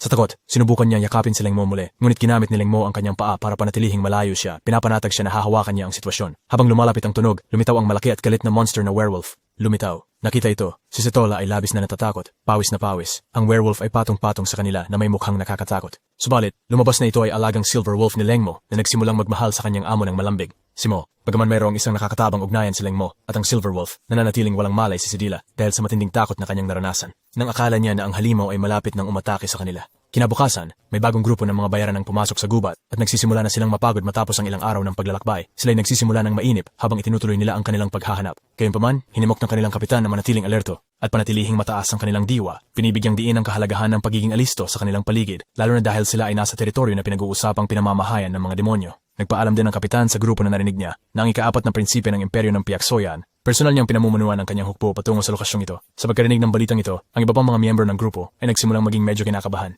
Ipinaliwanag pa ng kapitan na mayroong plano ang ika-4 na prinsipes na tumutok sa ibang target na kilala bilang ang Phoenix at mga alamat ang nagpapatunay na mayroong nagbabantay na Phoenix sa nayon ng mga duwende. Sa ganitong mga oras, hindi maiiwasan ng ibang mga mersenaryo na matukso sa ideya ng paghuli sa Phoenix na ang balahibo nito ay pinaniniwalaang nagdudulot ng malaking yaman. Subalit, kinilala rin nila na kilala ang Phoenix na maging napakalakas. Isang miyembro ang nagmungkahi na sila'y sumunod sa likod ng ika-4 na prinsipe at pulutin ang anumang mga naiwan o natira. Ngunit habang siya'y nagbibigay ng mungkahi na ito, sinundot siya ng isang pana sa ulo. Habang nagbuo ang grupo ng depensibong formasyon, mabilis na inilunsad ang isa pang araw. As sumayin-swipe more round the arrow, lahat ng mga miyembro ay tinamaan ng mga pana.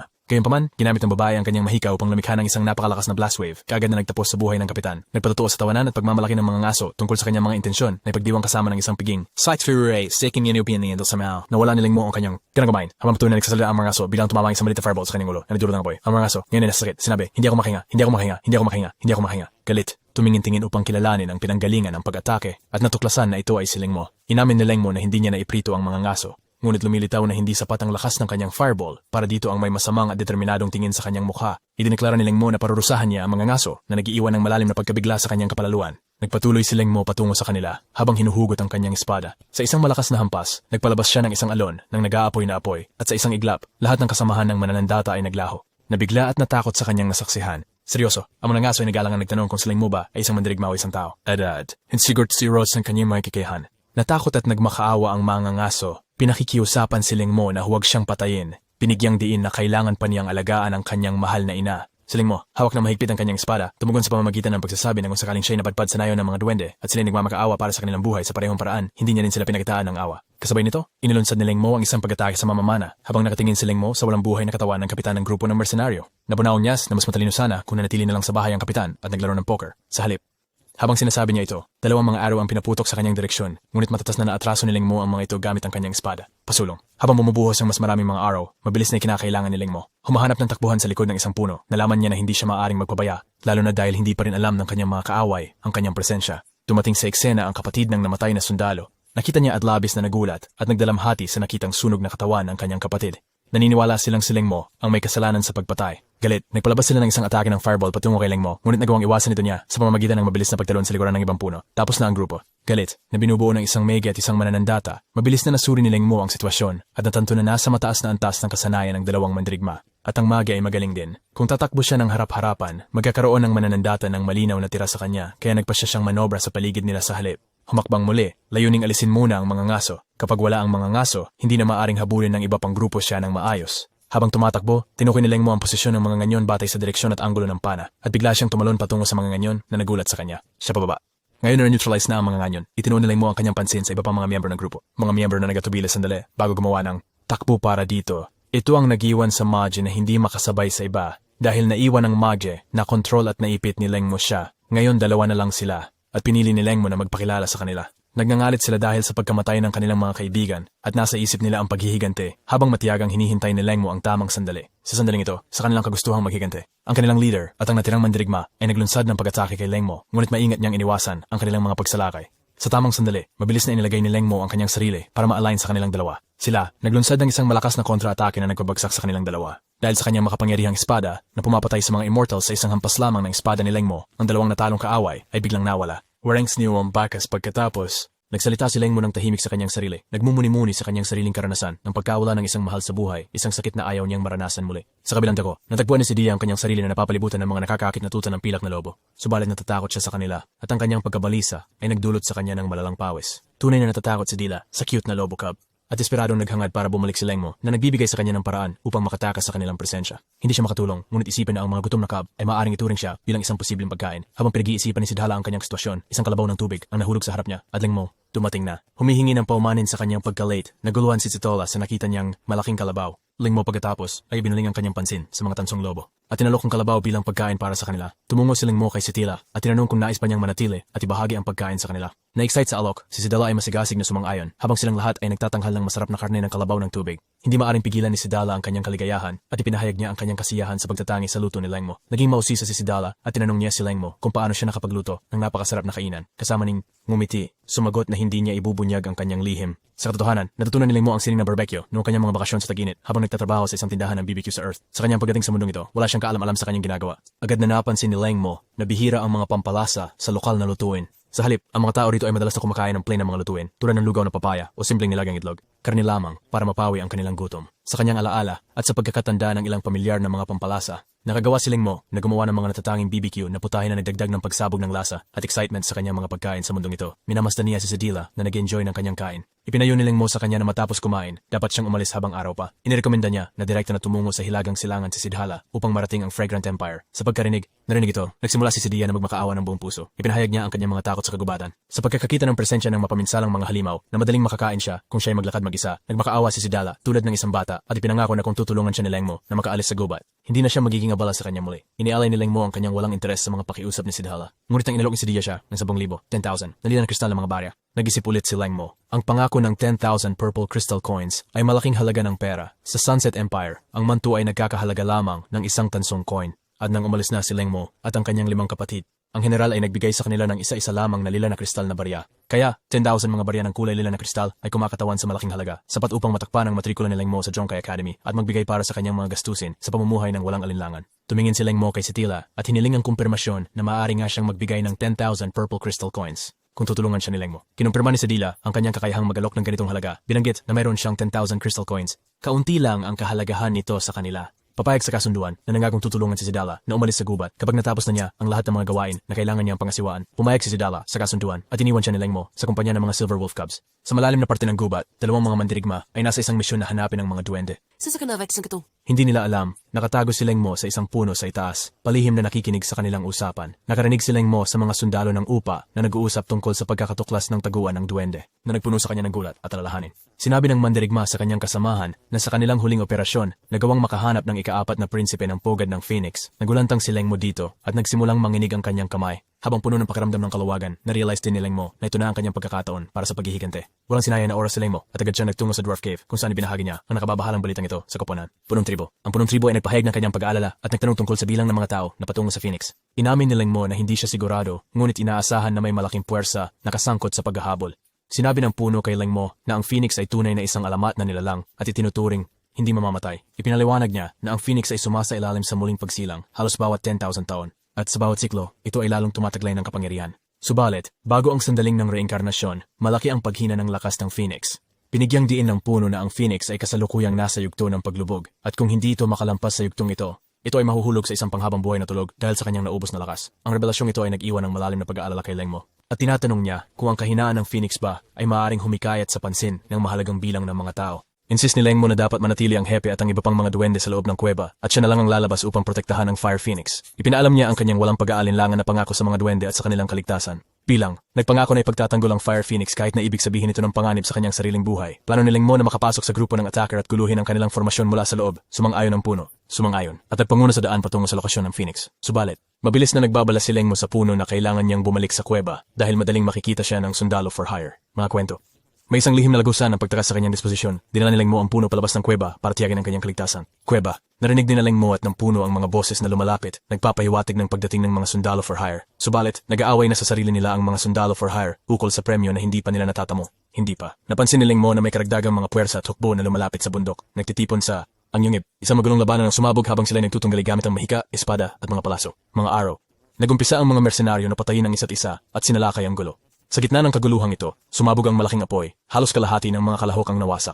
Bilang resulta ng epekto ng pagsabog, ang isang malaking boulder ang napakilos, nag-uulong pababa sa burol ng may malaking lakas. Ang mga bayaran sa ibaba ay desperadong nagtatangkang tumakas, ngunit marami ang tinamaan ng mga debris mula sa mismong bato. Ang bato ay mabilis na gumagalaw, walang pinipiling kinukuha ang buhay ng sino mang nasa landas nito. Kasama sa mga sa amin, hindi makapagpasya ang mga biktima kung sino ang may pananagutan sa pagkasira na ito. Bigla silang nakakita ng isang tao na tumatalon mula sa boulder na nagpapahiwatig na si Leng Mo ang nagpasimula nito. Nagtataka at interesado, lumapit sila kay Leng Mo, nagtatanong tungkol sa kanyang kaugnayan sa isang pangkat ng sundalo sa sweldo, grupo, at tinatanong kung bakit niya inorkestra ang pag-atake na nagresulta sa sobrang pagkawasak. May matibay na tingin sa kanyang mga mata, sinagot ni Leng Mo na ang kanyang tanging layunin doon ay para puksain silang lahat. Lahat.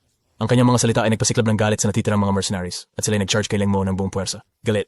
Sumisigaw na sila lahat ng mga mahihinang nilalang, hinampas ni Leng Mo ang kanyang walang kamatayang espada, nagpapalabas ng isang malakas na alon ng apoy. Apoy. Ang maiinit na alon ay tumama sa paparating ng mga sundalo, agad na tinatapos ang kanilang mga buhay. Ang mga now-surviving na mga sundalo na saksi sa nakakatakot na kapangyarihan ni Leng Mo ay naiwan sa gulat at sakot. Dito. Tinitigan sila ni Leng Mo ng seryosong at autoritatibong tingin. Babala na ito ang kanilang kapalaran kung naglakas sila ng loob na harangin ang kanyang landas. Sumigaw ang isa sa mga mersenaryo na nag-iisa si Leng Mo, nagmungkahi sila na magkakasama para mapatay ito ng madali. Nagpalubha ito sa galit ni Leng Mo, at buong pusong naniniwala siya na sinuman ang tumayo sa kanyang landas ay kanyang kaaway, hindi alintana ang kanilang bilang. Bilang tugon, silang lahat ay sumalakay kay Leng Mo na may layuning ibagsak siya. Ang ekspresyon ni Leng Mo ay nagbago sa isang galit na parang mamamatay tao. Pag-uugali, kumuhay siya ng kanyang espada na may malaking lakas. Naglikha ng malaking shockwave na tumama at pumatay sa una sa mga taong naglakas loob na lumapit sa kanya. Patuloy siyang nagwawagayway ng kanyang espada. Walang alinlangan na ibinabagsak ang bawat sumusunod na umatake habang patuloy na pinapatay ni Leng Mo ang kanyang mga tagasalakay. Ang kanyang intensyon at galit ay lumalaki sa bawat buhay na kanyang kinuha. Sa kalayuan, iba pang mga sundalo sa sweldo ang nag-obserba sa malalaking pagsabog na nagaganap malapit. Nagpalagay sila na isang matinding labanan ang nagaganap at na may malakas na kalaban sa paligid. Natutuwa dito, tumawa sila at napagpasyahan na dapat nilang hayaan ang mga kombatant na ito na lumaban sa isa't isa. Tiyak na wala na ang magiging kalaban nila sa kanilang paghahanap ng kayamanan. Subalit, habang pinag-uusapan ang kanilang plano, biglang dumaan ang isang malakas na presensya sa isang iglap. Iniwan sila sa pagkagulat. Ang grupo ng Ang mga bayarang sundalo, na ngayon ay nakadama ng malakas na aura, natagpuan ang kanilang sarili sa presensya ni Lengmo. Ang kanyang labis na lakas at ang walang kamatayang espada ng mamamatay tao na kanyang hawak ay nagpapalabas ng malaking kapangyarihan.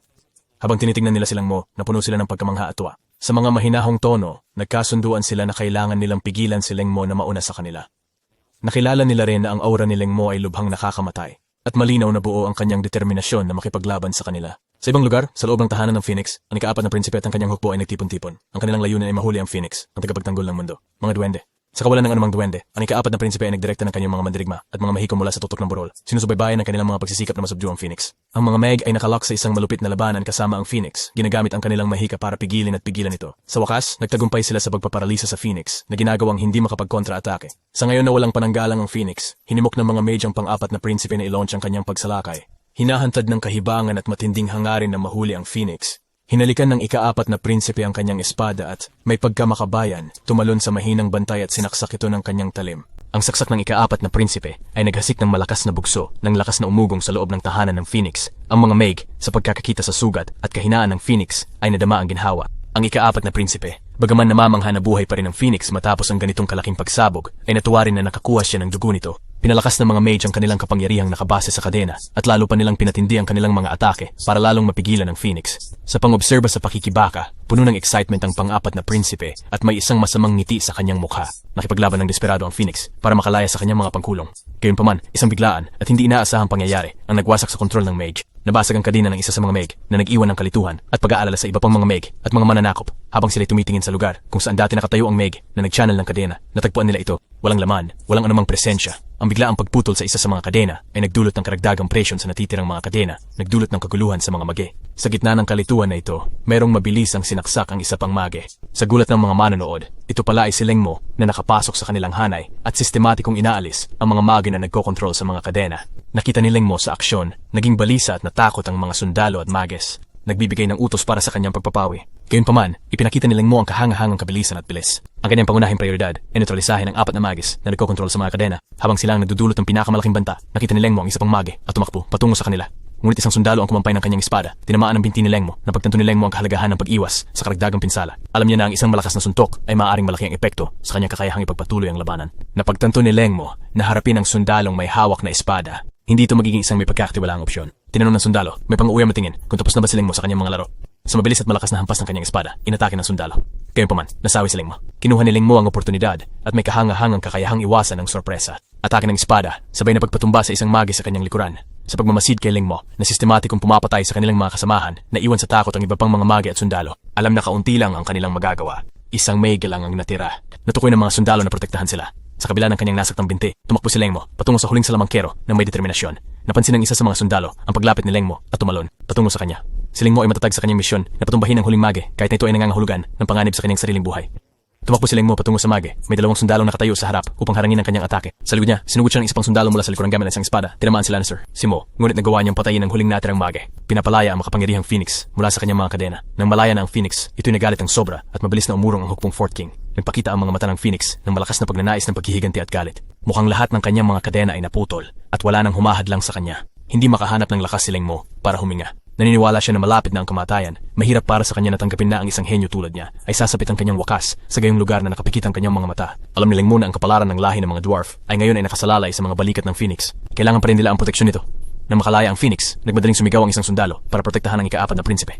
Hindi nila maaaring pahintulutang masaktan ng Phoenix ang kanilang kahalilihan. Ganito, ang mga sundalo ay bumuo ng isang protektibong harang sa paligid ng ikaapat na prinsipe at nagsimulang umurong ng dahan-dahan. Ibig sabihin ay napilitan sila umurong. Samantala, ang Phoenix ay nag-aapoy sa galit at nagliliyab sa ere. Ang galit ng Phoenix ay sobrang intense na nagdulot ito ng pagyanig sa lupa at naramdaman ng mga sundalong nasa itaas ang malakas na lindol. Bigla, pumutok ang lupa na parang bulkan. Ito ay ang pugad ng Phoenix at mukhang isang pagsabog ng bulkan dahil sa kanyang galit at kapangyarihan. Nakita ng iba pang mga sundalo at mga sundalo ang ganito. Nagalala sila at nagsimulang tumakbo. Hindi nila napagtanto na ito ay ang Phoenix. Akala nila ay simpleng pagsabog ng bulkan lamang. Gayunpaman, napansin ng isa sa kanila ang Phoenix na lumilitaw mula sa maapoy na kaguluhan. Hawak ang walang buhay na katawan ni Lengmo at ang kanyang makapangyarihan. Kuko, malubha ang pinsala kay Lengmo. Nagdurugo mula sa iba't ibang mga sugat at nasaktan din ang sariling Phoenix. Nakita ang nasugat ang Phoenix. Nagsimula silang tumugi sa kanya. Umaasa makakuha ng piraso ng kanyang kapangyarihan para sa kanilang sarili. Bumalik sa pugad ng Phoenix. Ang ikaapat na prinsipe ay nagnangalit na naisalba ni Lengmo ang Phoenix at kinuha ito sa kanilang hawak. Naniniwala siya na nakatanggap ng malubhang suntok ang Phoenix mula sa kanya kaya hindi niya iniisip na ito ay makakatakas ng malayo. Inutusan na ni Kaapat na Prinsipe ang kanyang hukbo na habulin ang Phoenix. Ngayon, may buong hukbo sa kanilang likuran. Determinado ang mga mercenary na mahuli ang nasugatang Phoenix. Naabot nila ang lokasyon kung saan lumapag ang Phoenix at plano nilang atakihin ito. Gayunpaman, habang lumalapit sila sa Phoenix, nahuli sila ng mga mercenary. Napansin nila ang isang malakas na liwanag na tumatagos sa langit. Isa sa mga sundalo ang nakakaalam na ang Phoenix ay papasok sa kanyang stage ng muling pagsilang. Ibig sabihin nito ay hindi ito makakapag-atake sa kanila sa sandaling ito. Sa kabilang banda, nagngangalit ang Ika-4 na Prinsipe at determinado na maabot ang Phoenix sa lalong madaling panahon. Inutusan niya ang kanyang mga tao na habulin ng Phoenix at puksain ang anumang mga mersenaryo na humarang sa kanilang daan. Kwento sa hiramiusan ni Ika-7 na Prinsipe, inagulat na hindi na sila makapagpatuloy pa. Tinanong ng Ika-4 na Prinsipe kung bakit at sumagot ang sundalo na mayroong puno sa harap nila na nagpapahiwatig ng presensya ng isa pang hayop sa lugar. Nakikinig sa ulat ng sundalo. Sumabog sa galit ang pang-4 na Prinsipe. Sinisisi si Lengmo sa pagwasak ng kanyang buong plano. Samantala, nasa gitna ng proseso ng muling pagsilang ang Phoenix na may Lengmo na nakahiga sa tabi nito. Walang malay. Ang Phoenix, sa kabila ng kanyang mabigat na sitwasyon, nagawa pa ring magpasalamat sa walang malay na Lengmo. Sinabi nito sa kanya na ngayon siya ay pinagpala ng dugo ng Phoenix. Tiniyak sa kanya na mabilis na gagaling ang kanyang mga sugat. Subalit, mukhang malubha ang sitwasyon dahil lahat ay nagtitipon sa Phoenix. At tila wala ng ibang pagpipili ang maliban sa pagtakas dahil dumarami ang mga sundalo na nagbabantay sa mga itlog ng Phoenix. Natanto ng Phoenix na sila ang kanilang target. Nagpa siya itong gawin ang lahat para mawala ang kanilang atensyon na nagbibigay daan para kay Lungmo na ituloy ang kanyang buhay. Subalit, may bagong tining na biglang sumali sa eksena, nagpapahayag ng hindi paniniwala na ang isang banal na hayop, tulad ng Phoenix, ay magsasalita sa ganitong paraan ng pesimismo. Ito ang Silmarillion. Lobo na may mga mata na puno ng matinding determinasyon. Ang pilak na lobo ay kumpirmadong ang Phoenix, naaalagaan nito ang mga mananakop at hinimok ang Phoenix na magtuon sa pagprotekta kay Lungmo. Ang mga sundalo sweldo ay sumugod sa Phoenix Egg ng may buong puwersa. Naniniwala na ito ang perfect na panahon upang kunin ito, habang ang Phoenix ay nasa isang mahinang estado. Ang isang grupo ng mga mercenaries ay nakarating sa itlog mas mabilis kaysa sa iba. Ngunit bigla na lamang may humadlang sa kanilang daan. Ito ay ang Divine Beast. Ang mga sundalo sweldo ay nagulat at natakot na makaharap ang isang malakas na nilalang tulad ng Silver Wolf sa bahaging ito ng kagubatan. Naiwan silang nagtataka kung bakit may lumitaw na banal na hayop dito. Ang malalim na tahol ng pilak na lobo ay nagdulot ng kilabot sa kanilang mga buto. Nagpapawis sila ng malakas. Ang malakas na tahol ay dininig din ng mga sundalo sweldo sa likod. Nagpapakaba rin sa kanila. Isa sa mga sundalo sa pamahalaan ay nagulat na marinig niya ang hagulgol. Lahat, tinanong siya ng kanyang mga kasama mercenaries kung ano ang problema at nagulat ang kanyang mga mata sa takot. Ipinaliwanag niya na nadinig niya na ang halinghing na ito noon at ito ay mula sa hari ng lobo. Ang pilak na lobo ay ngayon ay tumatakbo na sa kagubatan na patungo. Natuklasan ng mga natatakot na sundalo sweldo na ang pinakakatakot-takot na bagay tungkol sa Silver Wolf ay hindi lamang ang kapangyarihan nito, kundi pati na rin ang kakayahan nito. Tumahol. Nang marinig ito, lalo pang natakot ang iba pang mga mercenaries. Bigla silang nakaramdam ng mabigat na presensya at lumitaw ang pilak na lobo, tumatalon papunta sa kanila. Sa pagtahol ng hari ng Silver Wolf, sumali ang ibang mga lobo sa area sa atake at mabilis nilang na-eliminate ang lahat ng mga mercenaries. Lengmo, salamat. Nagising si Mo, natagpuan niyang nakapahinga siya sa likod ng pilak na lobo. Nang magbukas si Lengmo ng kanyang mga mata, siya'y napahapak sa hindi paniniwala. Nahihirapan siyang maalala ang huling bagay na alam niya. Naalala niya ang malapit sa pasukan ng bulkan. Tumingin siya sa paligid at nakita ang pilak na lobo na dinidilaan siya na nagpapaniwala sa kanya na iniligtas siya ng lobo. Nagtanong si Lengmo tungkol sa Phoenix. Ngunit ang pilak na lobo ay makakatugon lamang sa pamamagitan ng tahol. Lengmo kagad na napansin na gumaling na ang kanyang paa. Nakuwang muli, kahit na ito'y natanggal lang siya'y mahulog na walang malay. Siya'y labis na nagtataka sa mga hindi pangkaraniwang pangyayaring ito. Bigla ang may munting ibon na lumitaw sa harap ni Lengmo. Si Mo at ipinaliwanag na pinakain nito sa kanya ang kanyang dugo. Yan ang dahilan ng kanyang mabilis na paggaling. Lengmo, nagkatungkol sa munting ibong ito. Tinanong ko sino ito. Signora Maroni, Ignorant Slayer, At napagtanto niya na ito nga ang Phoenix. Tinanong niya ang maliit na Phoenix kung bakit ito'y naging maliit. Ipinaliwanag ng ibon na naantala ng mga sundalo ang kanyang stage ng muling pagsilang at ginamit nito ang lahat ng kanyang nakaimbak na enerhiya para labanan sila, kaya ang Phoenix ay nasa maliit na form dahil sa patuloy na proseso ng muling pagsilang. Sinabi nito kay Lengmo na mananatili ito sa kalagayang ito ng ilang panahon hanggang makakalap ito ng sapat na enerhiya para umabante sa susunod na yugto. Nagpahayag ang Phoenix ng malalim na pasasalamat kay Lengmo para sa pagliligtas at pag-rescue dito. Sa tugon, inamin ni Lengmo na pakiramdam niya ay masyado pa siyang mahina at naniniwala siya kung siya ay naging mas malakas, wala sa mga ito ang nangyari. Ang nangyari, inaliw ng Phoenix si Lengmo na siya ay gumawa ng bukod tanging mahusay ay nilagay niya ang kanyang buhay sa panganib para ilikas ang Phoenix. Ipinaliwanag nito na itinransfer nito ang natitirang enerhiya nito sa katawan ni Lengmo na nagtransform sa kanyang katawan bilang isang katawang apoy. Noong una ay nagtataka si Lengmo sa terminong Fire Elemental. Ngunit nilinaw ng Phoenix na dahil sa transfer ng enerhiya sa pamamagitan ng kanyang dugo, ang enerhiya ng apoy sa kanyang katawan ay nadagdagan. Imingken na ng Phoenix na dapat niyang palabasin ang ilan sa kanyang chi at maranasan ang pagkakaiba. Pinakawalan ni Lengmo ang kanyang ki at bigla siyang nabalot ng apoy, nakaranas ng malaking pagtaas ng kapangyarihan. Napagtanto ni Lengmo na ang pakiramdam ay medyo katulad ng pagiging isang Super Saiyan mula sa Dragon Ball at hindi niya mapigilan ang kanyang excitement. Nadama niya ang malaking pagtaas ng kanyang lakas. Subalit, ang Phoenix ay medyo nag-alala, pinag-iingat si Lengmo na kumalma o maaring masunog ang buong kagubatan. Ginawa ni Lengmo ang kanyang makakaya upang kalmahin ang kanyang bagong kapangyarihan, ngunit hindi niya maiwasang magtaka kung bakit bigla niyang naiintindihan ang sinasabi ng Phoenix. Bilang tugon, ipinaliwanag ng Phoenix na may kontrata na ngayon si Lengmo sa kanya na nagpapahintulot sa kanya na maintindihan ang kanyang salita. Nang magliwanag ito kay Lengmo, hindi siya makatulong kundi sumigaw sa gulat. Hindi maaring paniwalaan ni Lengmo kung bakit tinanggap ng Phoenix na maging alagad niya, lalo na kung mayroon na siyang Silver Wolf bilang alagad. Ipinaliwanag ng Phoenix na wala itong maraming pagpipilian noon. Kailangan itong iligtas si Leng Mo at siguraduhin ang matagumpay na paglipat sa kanyang sariling estado ng muling pagsilang. Edad, linaw ng Phoenix na utusan ng sumagi kay Leng Mo noon na sagip sana nito ang mundo. Hindi ito magkakaroon ng sapat na enerhiya para sa proseso ng muling pagsilang. Binanggit din ito na dahil ang enerhiya ni Leng Mo ay uri ng apoy, maaari itong gumamit ng kanyang enerhiya upang makatulong sa kanyang transisyon sa estado ng muling pagsilang. Yugto, matapos maging alagad ni Leng Mo ang Phoenix, idinidiin din ng Phoenix na nakain ni Leng Mo ang dugo nito na puno ng enerhiya, ginagawa siyang perpektong kandidato para bumuo ng kontratang ito. Iyon ang dahilan kung bakit ituloy pa siyang gawin ito mula sa sandaling iyon. And so, ang buhay ni Leng Mo and ni Phoenix ay malalim na magkaugnay. Sa pagiging contract pet ni Leng Mo ang Phoenix, kahit ang matalinong si Leng Mo ay nangailangan ng ilang oras para iproseso ang sobrang daming impormasyon na natanggap niya. Mahirap para sa kanya na maunawaan na siya na ngayon ang tagapangalaga ng lahi ng mga duwende. Iris Sinongless. Kamay, ang Phoenix ay nag-iisip tungkol sa ibang bagay. Napagtanto nito na maaari na itong magpahinga mula sa kanyang tungkulin bilang guardian matapos ang libu-libong taon. Nagpaalam ang Phoenix kay Leng Mo at hinilingan siya ng magandang kapalaran sa kanyang mga hinaharap na gawain. Samantala, si Leng Mo ay puno ng excitement sa prospect na magkaroon ng Phoenix bilang kanyang alagang hayop. Huwag kalimutang mag-like at mag-comment para sa susunod na parte. Sali sa aming Discord para sa pangalan ng aklat at mag-subscribe para sa mas maraming video mula sa amin.